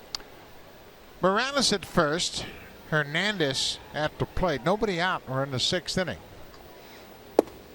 First pitch is off the plate inside.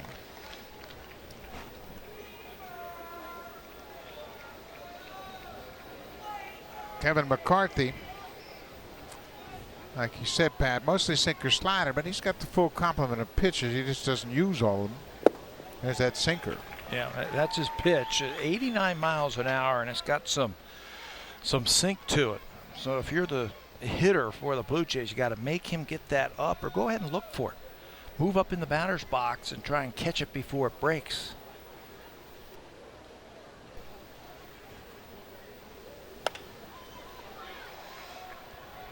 That's rare now that you see anybody move in the batter's box, and that's what we're talking about in adjustments and hitting against the shift. And you can move around in the batter's box. There's no rules to say you have to hit in the same foothold every single time, no matter who's pitching. That's Jake Petrichka loosening up for the Blue Jays. Make the adjustments, do what you have to do to get on board.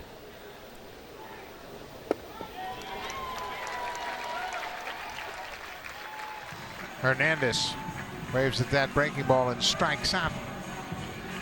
1 away. He's got that elbow up, then tucks it in and then goes. Look at that sinker. 1 out now. Kevin Pillar's 2 for 2. A couple of base hits to right field. He had a double in the 2nd and singled in the 4th. It was after that first pitch.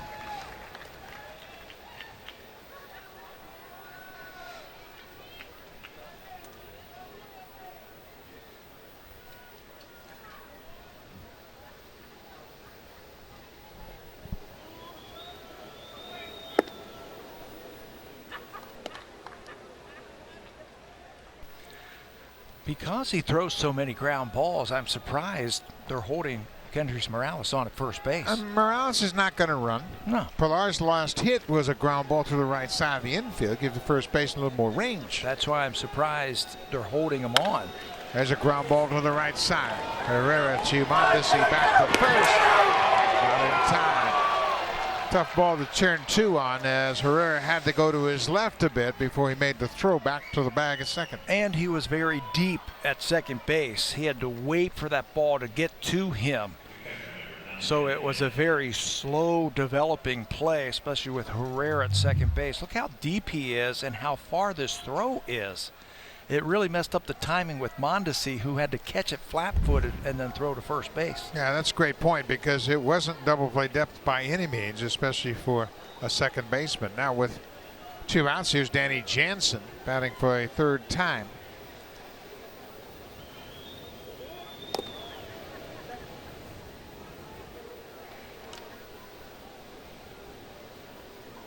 Jansen had a sacrifice fly in the second and flying out to center in the fourth. Pulls that off-speed pitch foul.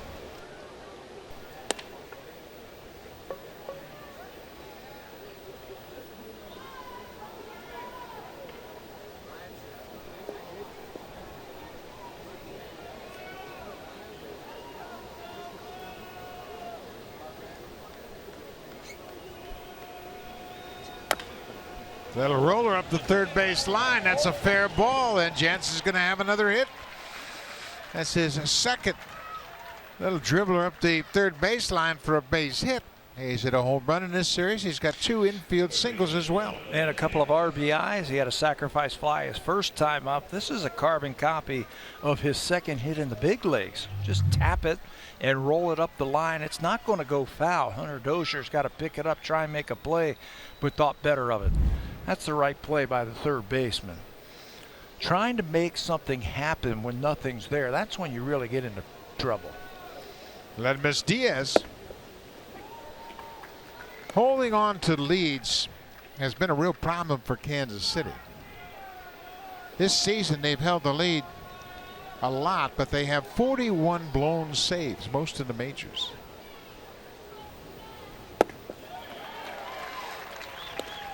Oh, and 2. Well, you got to like what you see from this kid right here. A lot of movement. McCarthy, a lot of movement. Ned Yost knew exactly what he was doing, bringing him into the game after that leadoff walk. Said, I got to get some ground balls here, and that's the man to get it for me. Pillar's going to third. The ball is fouled off. McCarthy's pitching in his third season with the Royals. He got into 10 games back in 2016, 33 last year, and he's had a season-high 46 appearances this season.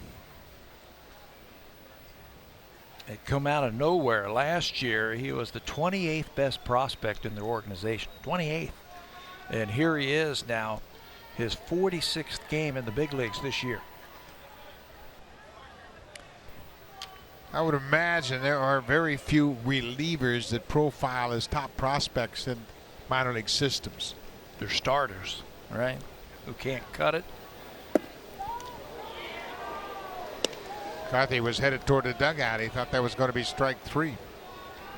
1 and 2 now to Diaz. Make it hurt.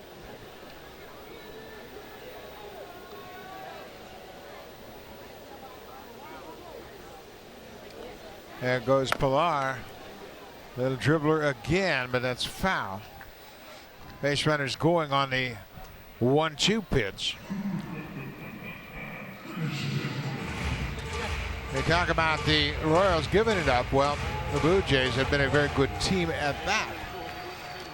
They have second most comeback wins in the American League, trailing only the Red Sox. They hit a lot of home runs late that keep them in a lot of games.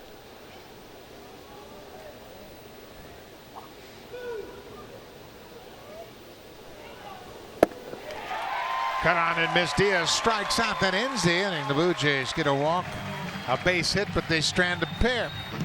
But at the bottom of 6, Kansas City with the lead. Jake Petrichka coming out of the pen.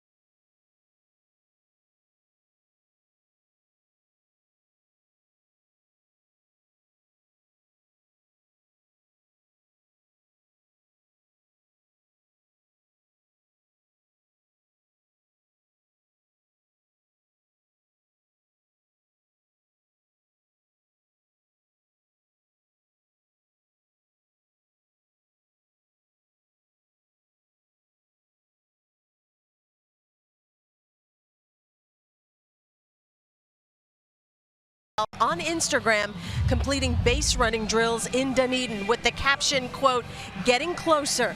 Donaldson has been sidelined since May 28th, and there is no timetable for a return. However, manager John Gibbons believes a comeback will happen sooner rather than later. Quote, "He'll be back. I expect him to play again this year." Now, according to the Blue Jays medical update, Donaldson will continue base running in preparation for game action, but he'll likely not get into major league action without a few rehab games under his belt.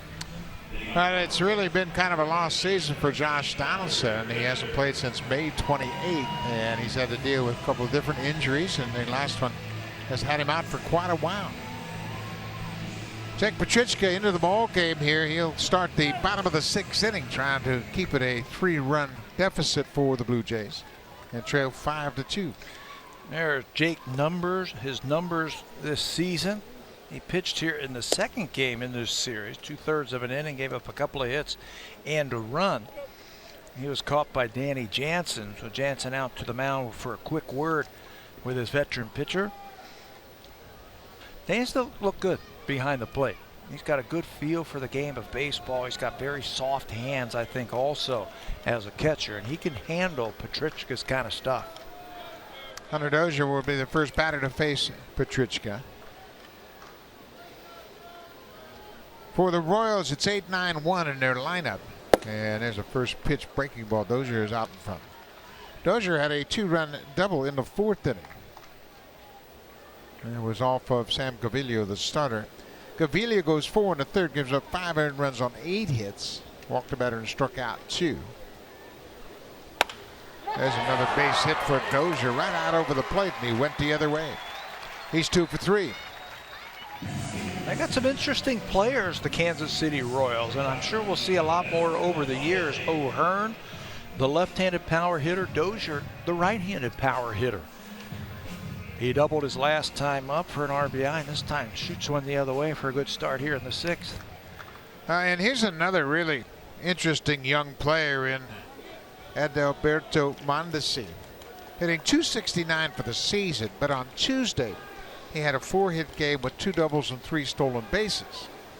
He bunts this one back toward the mound, and Petrichka's going to be able to throw him out. Not a bad idea. That's a part of his game that he should improve on as the years come by. Morales has to hold that runner on at first base. Travis, the second baseman, is at double play depth and closer to the bag. All he has to do is get the ball by Petrichka, and he's got a base hit. He's been thought as the 3rd fastest player in the major leagues behind Byron Buxton and Billy Hamilton. He can really run. Back to the top of the order with Merrifield now batting with a runner in scoring position. Merrifield is 1 for 3. His average back up to .299.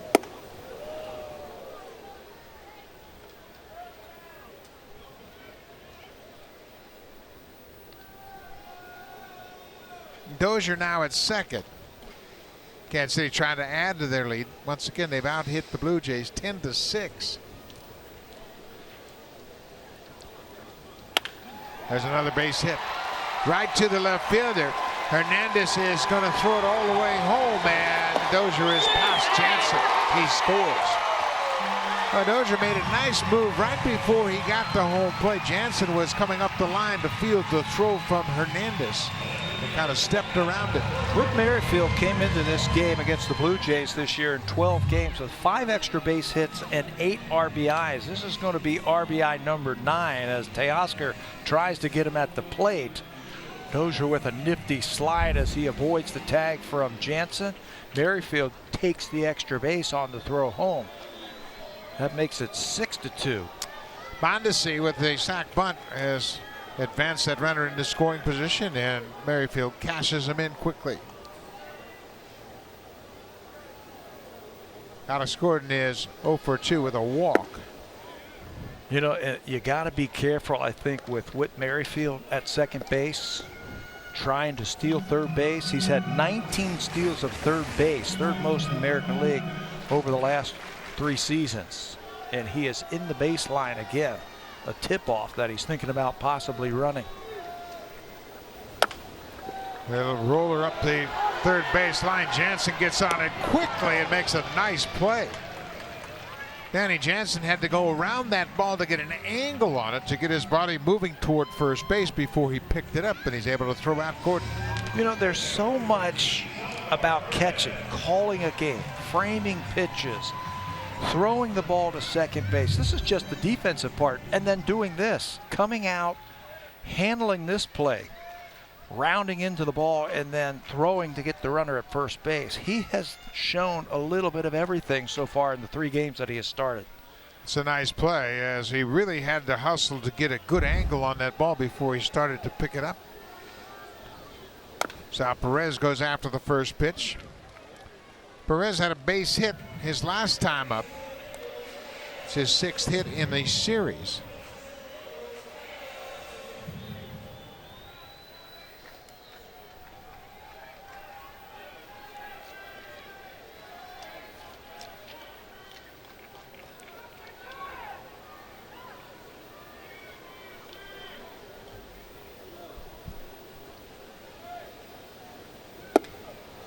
High breaking ball.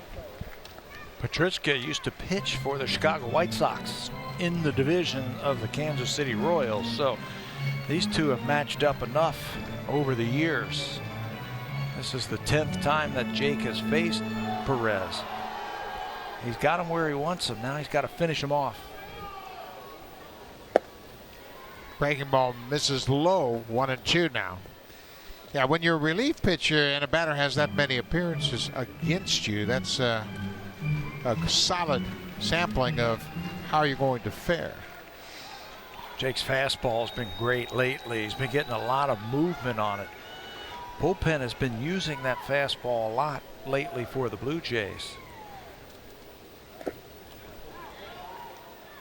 Another good play by Jansen on that ball in the dirt. Marcus Stroman will open up the series against the Yankees tomorrow night in New York. It'll be opposed by Lance Lynn, and all indications are that Russ Martin will catch Stroman, as he is most familiar with Marcus. 2-2. Missed inside. Plus, you don't want Russell to get rusty with his skills behind the plate. I think everybody still considers him a catcher. Yeah, he hasn't caught since back at home. That homestand that we just had against Tampa Bay. On Saturday. That's the last time Martin has been behind the plate. Saududa on deck. And Perez swings and misses, foul tip into the mitt of Jansen. But the Royals get another run. Whit Merrifield with an RBI single, and they've taken a 6-2 lead as we head to the 7th.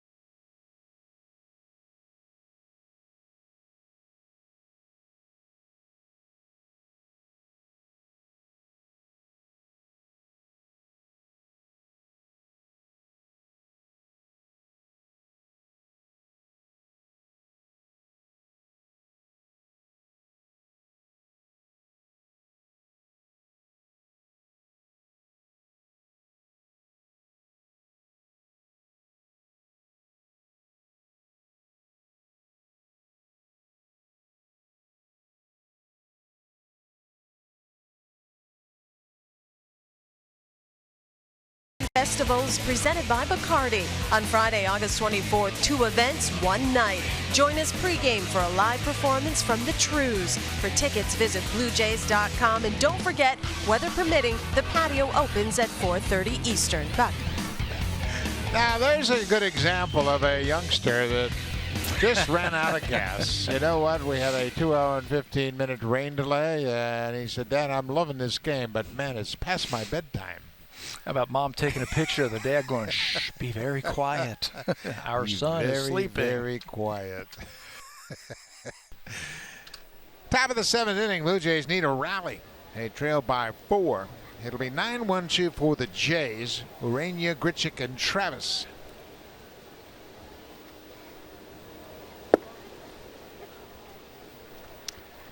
Kevin McCarthy came in after the leadoff walk issued to Morales. He got a couple of strikeouts and gave up an infield hit.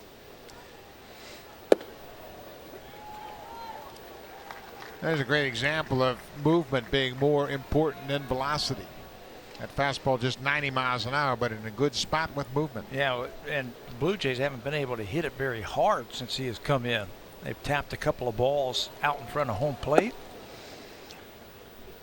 Thought the infield might shorten up just a little bit with a sinker ball pitcher on the mound right now for Kansas City. And the infield's got to be a little soft with all the rain we've had the last few days. Ground ball through the right side for a base hit. A leadoff single for Urania. That'll turn the lineup over. Maybe the Blue Jays can get something going. You know, that's the thing about the major leagues. When you miss your spot like McCarthy did, it's going to get hit. Let's start for the Jays in the 7th as Urania picks up his first hit of the night. Everything was down, and the one pitch that was up about thigh high over the middle of the plate was a solid hit to right field. Randall Grichuk takes one inside. Grichuk is 0 for 3 to this point.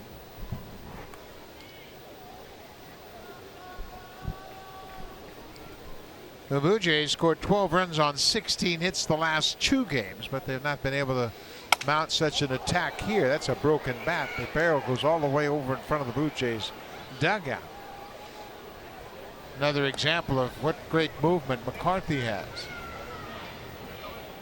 It's about the 3rd time in this series that we have seen bats shattered like that by the Blue Jays. Devin Travis had it done a couple of times. There's a couple of reasons those bats shatter the way they do. First of all, they're maple bats and they're very light, so they have to put them in the kiln to dry them out to get them to be light. And they're very brittle. You don't hit them on the barrel, they're going to explode. Explode, just like that bat did. It's a fly ball. Gordon coming in a few steps. The Yankees are going to have the celebration of their great team in 1998. That'll take place Saturday while we're in New York, and it just makes me think of Derek Jeter. Jeter had a bat that he used, I believe, for 41 games, and he just kept getting hits with it. The bat kept together, no broken, no chips, nothing off of it, and he used it for like 41 games in a row and was just tremendous with it. And then he cast it aside for a day, took an over and picked it right back up again.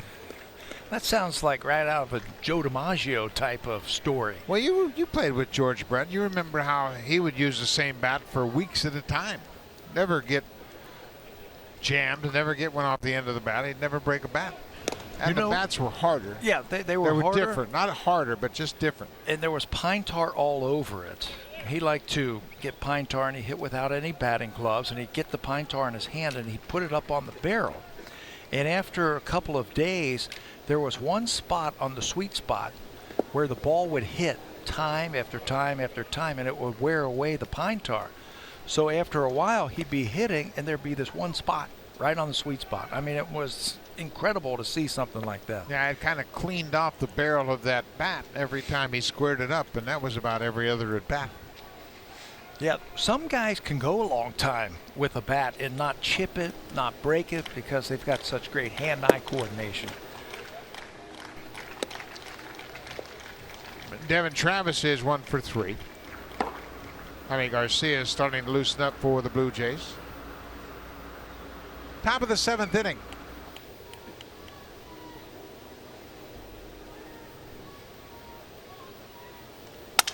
Broken bat, third base. Dozier to second for 1. Herrera back to first, a double play.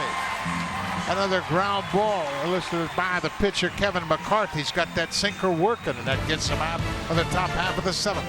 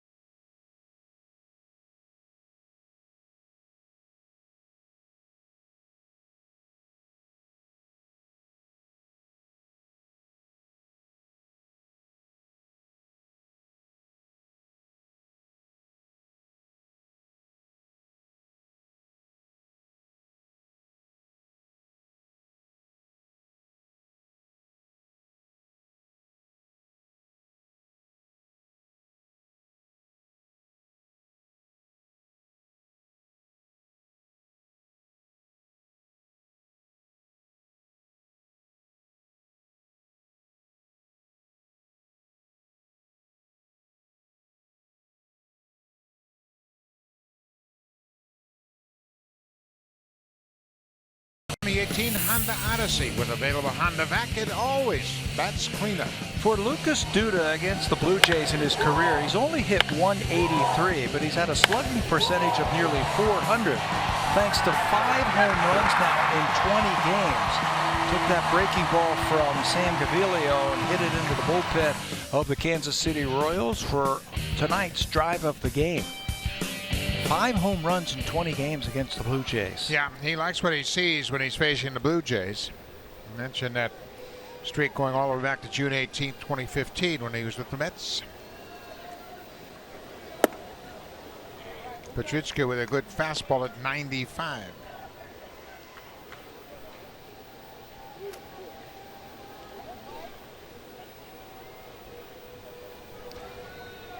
But that home run, Duda has now driven in 9 runs since the All-Star break.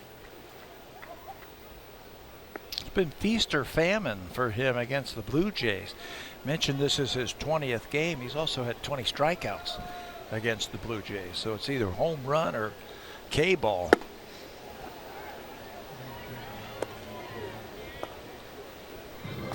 One ball, 2 strikes.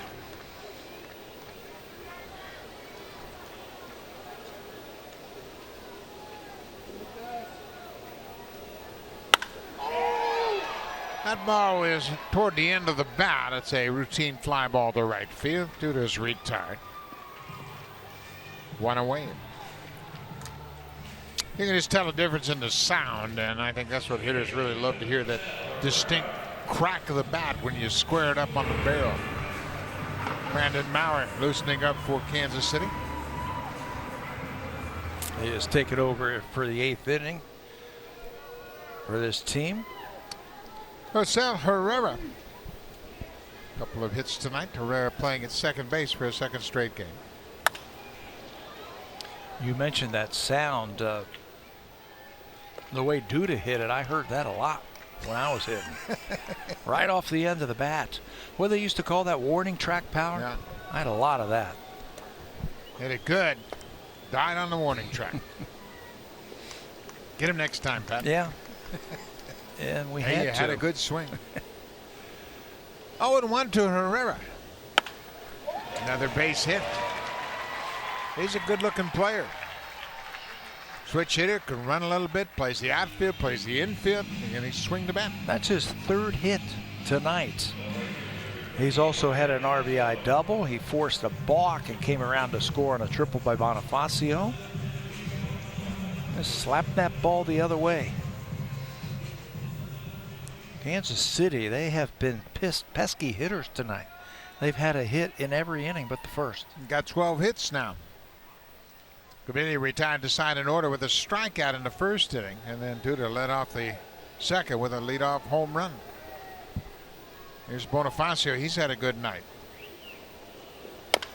He goes after the first pitch. Diaz comes after it. He'll go to first base to retire Bonifacio for the first time tonight.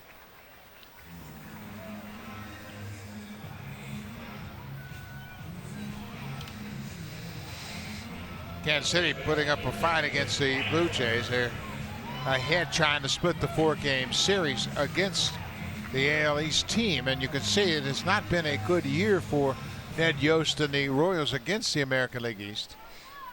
No, not at all. It's been a long year for them. Got off to a really tough start. 25 games, and they've been outscored by 60 runs in those 25 games against the East. Lined right to the shortstop. Morena takes that line drive off the bat of Ryan O'Hearn. Good inning for Jake Petrichka. Would go to the 8th. Blue Jays have to rally late.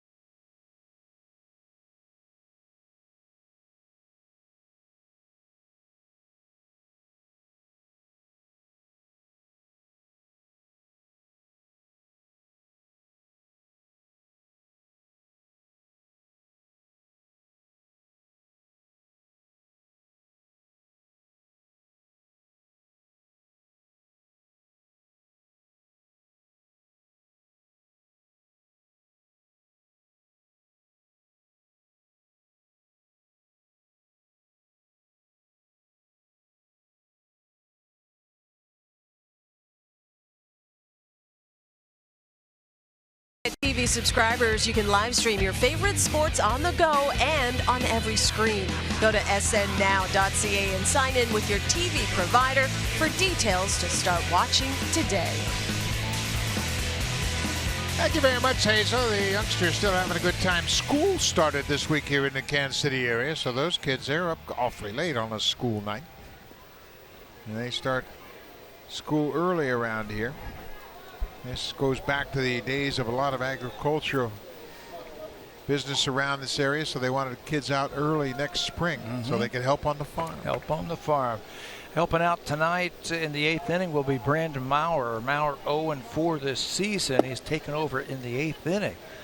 A big right-hander, basically sinker slider. He picked up his first hole in about a year on Monday night when he pitched in the 8th inning. Had a couple of strikeouts in that 8th inning. Danny Jansen had a swinging bunt with 2 outs. Then they walked Curtis Granderson, but got out of it when he got Travis. Justin Smoke is the DH tonight. He has a single in 3 at-bats.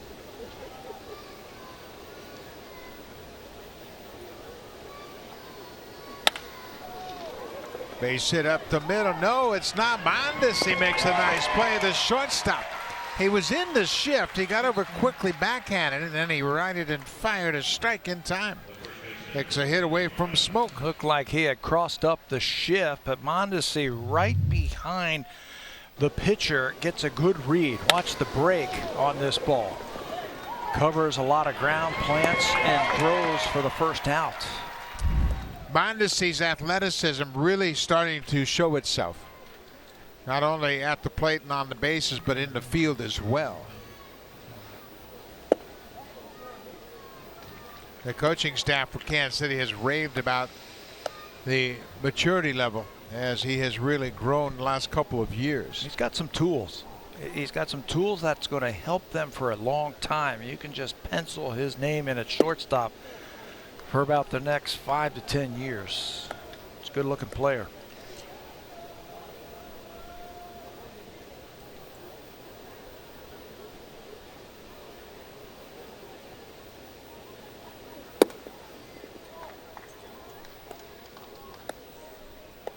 Brandon Mauer's a big dude.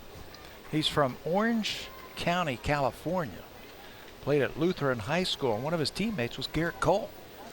How'd you like to face those two guys when you're in high school? In high school. No Yep. thanks. Both about the same size, and Mauer might be a little bit bigger than Garrett Cole. Cole had another great outing last night. 12 punch-outs.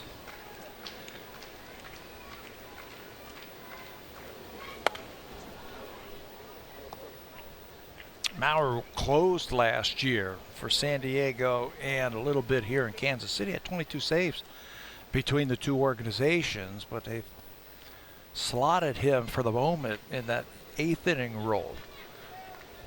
Big power arm. Foul out of play.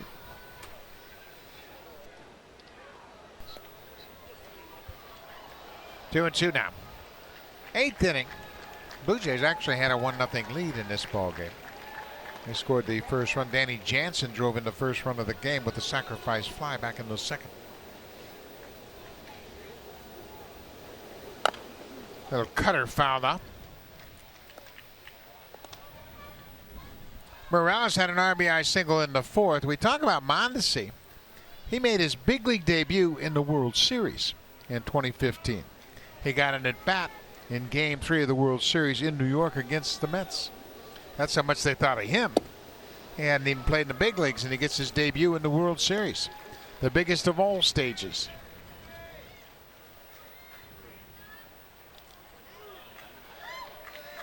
So Morales draws the walk. Now they're having a discussion about the balls, and Rivera always keeps great track of it. Yeah, and the home plate umpire says it's 3-2. This has happened already this year for this team. Yeah, we had this situation with Teoscar. I think so. Yeah, Teoscar. Yep. And now you can review the count for bookkeeping purposes, if you will. Blue Jays pretty adamant that it was ball 4. And I think it was in Chicago, and they said it was ball 3 when it was really ball 4. C.B. Buckner was the umpire, and he held up hands, and he had the wrong count on ball 3. He had a 2-1, and then now Perez is checking with the bench for the Royals, and who can blame anybody? Hey, it's almost midnight here. I get it. The game started 2 hours and 15 minutes late, and we've had a million pitches since then. So Morales at first with 1 out, and here is Teoscar Hernandez.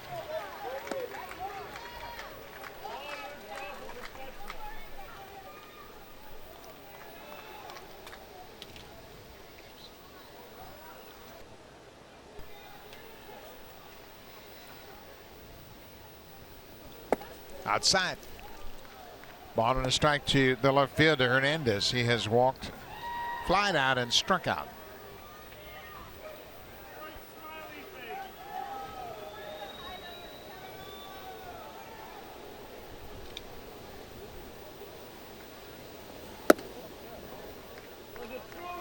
Two balls and a strike.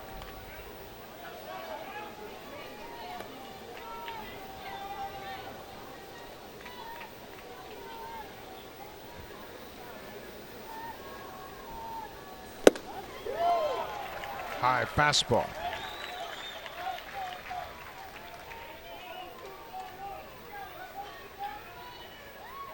Willie Peralta has been elevated to the closer's role. He picked up his 7th save on Monday night.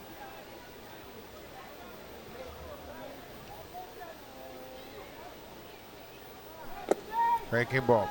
Down and away. Another 3-2 count. Blue Jays have drawn 17 walks in this series. 5 of them have scored, just 5.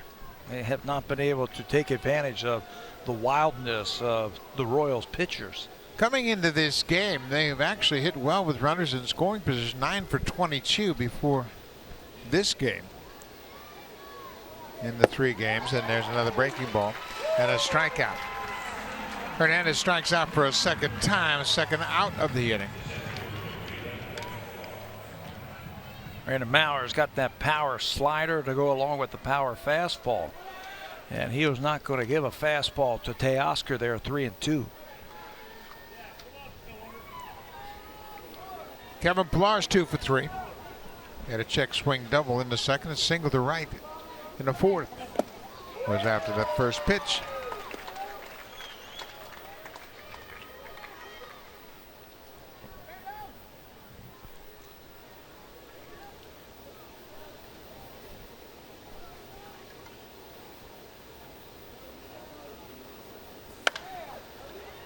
Oh, and 2.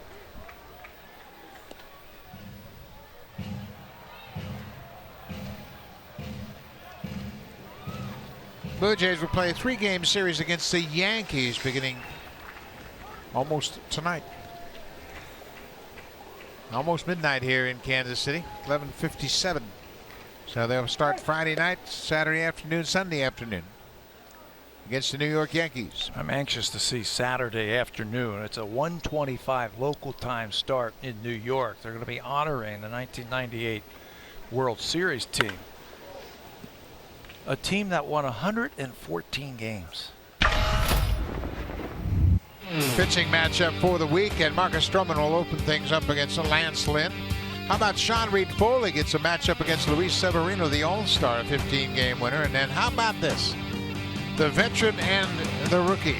2 guys that grew up in this organization. Jay Happ was the mentor for Brian Barucki. Mondesi will flip to second, and that will end the inning. Mondesi showing his athleticism, takes away a couple of hits in this inning. We'll go to the bottom of the 8th. The Blue Jays trail 6-2. Now time for a Blue Jays Central update. Here's Jamie Campbell with Joe Siddle from the Samsung broadcast studio.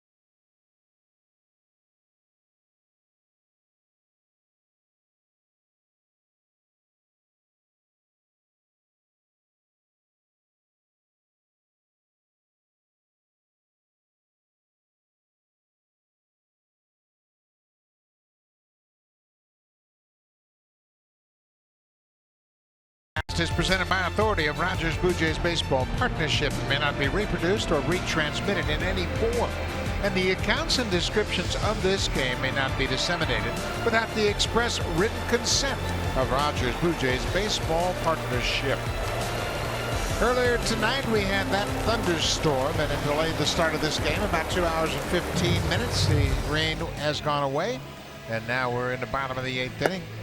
Kansas City with a 6-2 lead. They'll face a new pitcher out of the Blue Jays bullpen. It'll be the left-hander Jaime Garcia. Third reliever of the night for the Blue Jays. There are the numbers for Jaime Garcia in 22 games. First time that he has pitched in this series against the Royals. He pitched against Kansas City earlier this year, his third start of the season. Way back on April the 17th, he faced the Royals and beat them. Beat them 11-3 for his second win of the season. His third win came in his last outing against Tampa Bay. That was 5 days ago. Garcia is making his 10th appearance as a reliever.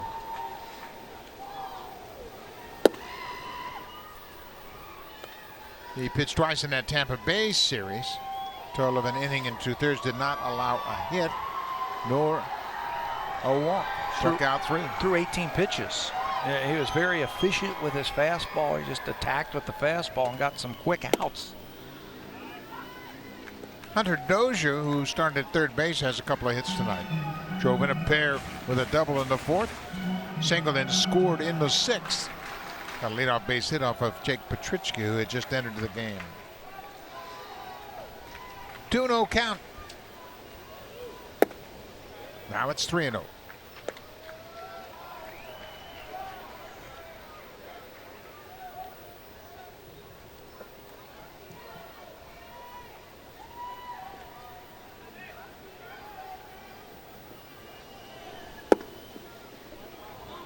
Right on the corner.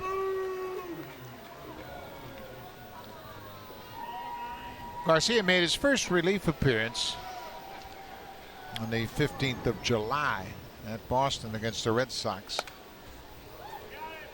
just before the All-Star break. He's had some good relief appearances. 3 innings against Minnesota on the 23rd of July.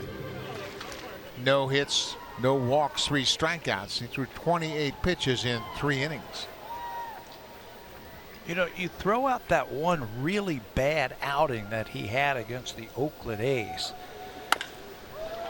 Ground ball. Nice grab by Diaz. He took it on the short hop and throws to first in time. Good looking play right there. But you throw that outing out the door. An inning and a third. He gave up 6 hits and 6 runs, 5 earned runs. He's done a good job coming out of the bullpen for the Blue Jays. Diaz, with his second start at third base, handles that one flawlessly for the first down. Yeah, Diaz did a nice job on that short hop. He came after it, and once he had it, it was academic. But you're right. With Garcia, he had back-to-back outings, July 28th and July 30th.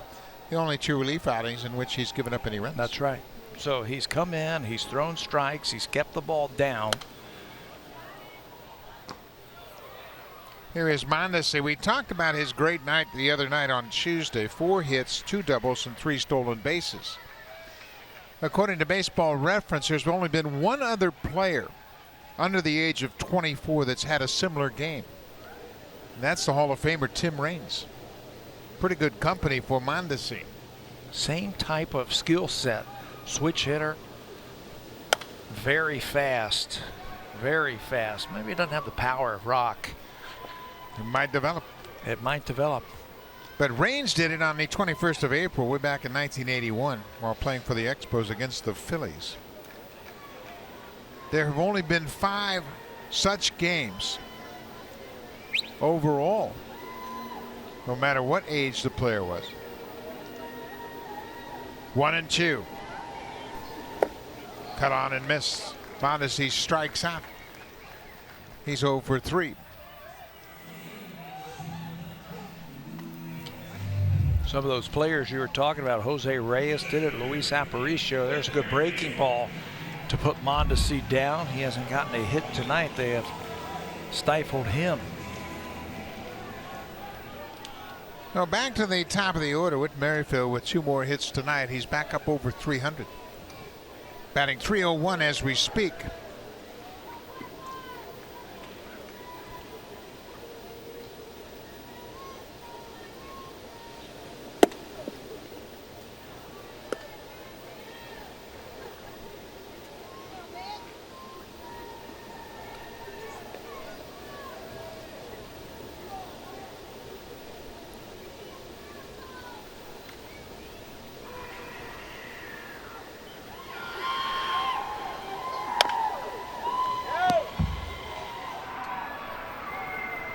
Willie Peralta, as we mentioned, he has taken over the closer's role. Picked up his 7th save of the season on Monday night, the opener of this 4-game series.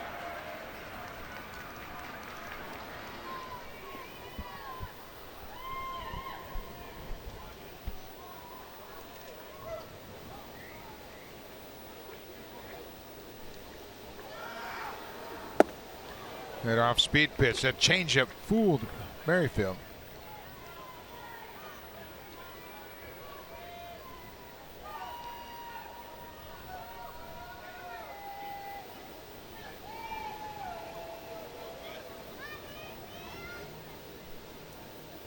One-two pitch upstairs. That'll even the count at 2-2. Looking ahead to the top of the 9th, it'll be Danny Jansen, Eled Bastias, and Richard Ureña. Blue Jays have Curtis Granderson on the bench if Peralta indeed pitches the 9th. Down the left side, it's hooking and foul into the seats. He's been a tough at bat for 4 nights with Merrifield. I don't care what the score is or anything. He has been a tough at bat for the Blue Jays to try and retire. It's a very short stroke, and he doesn't have a lot of wasted movement. Very quick, kind of like Paul Molitor at the plate, where he really gets on it quickly. His name was mentioned a lot right around the trade deadline. Some of those teams in the playoff hunt wanting his services. Breaking ball, Garcia strikes him out. Jaime gets a couple of strikeouts in a 1-2-3 8th inning. We'll go to the 9th. The Blue Jays trail by 4, bottom of the order, against Willie Peralta, the closer for Kansas City.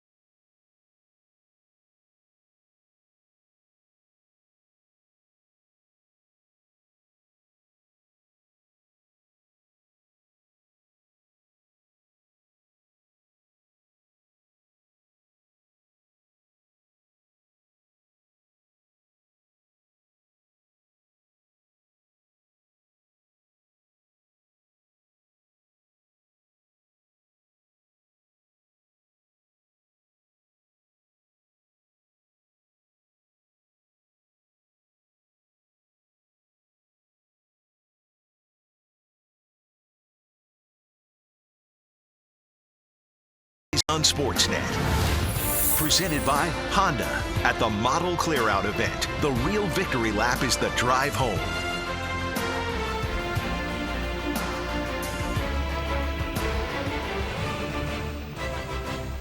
Top of the 9th inning in Kansas City. The Royals trying to split this 4-game series.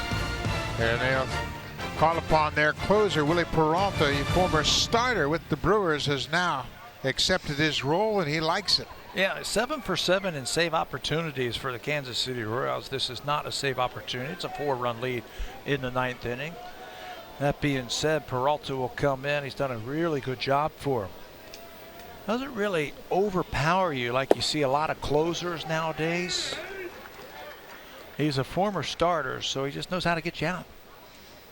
You know, he reminds me of Joel Peralta, who pitched so long for Tampa Bay, the same type of reliever. Kind of had starter stuff, never really overpowered you, but mixed his pitches very well. Danny Jansen had an infield hit in the 6th and a sac fly in the 2nd. He's 1 for 2. Turns on that inside pitch.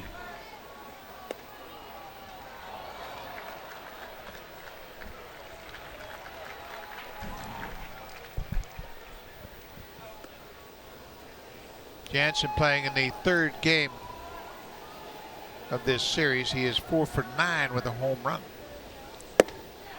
Breaking ball, and Jansen strikes out. One away. Now for a preview of what's coming up on Sportsnet Central, here's Brendan and Eric.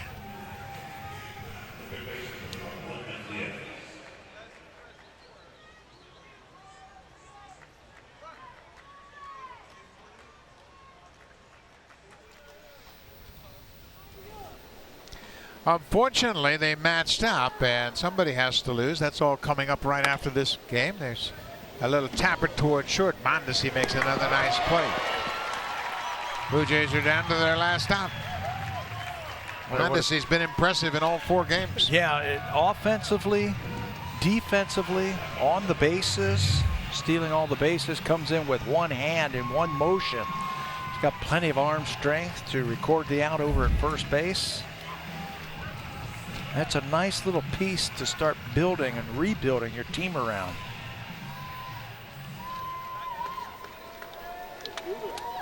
Mondesi's just 23 years old. Bright future. Richard Urania, 1 for 3.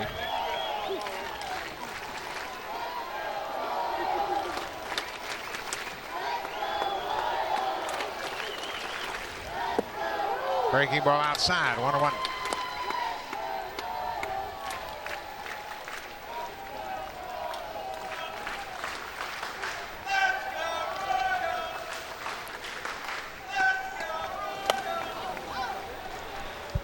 The Blue Jays will win the season series no matter what happens here tonight.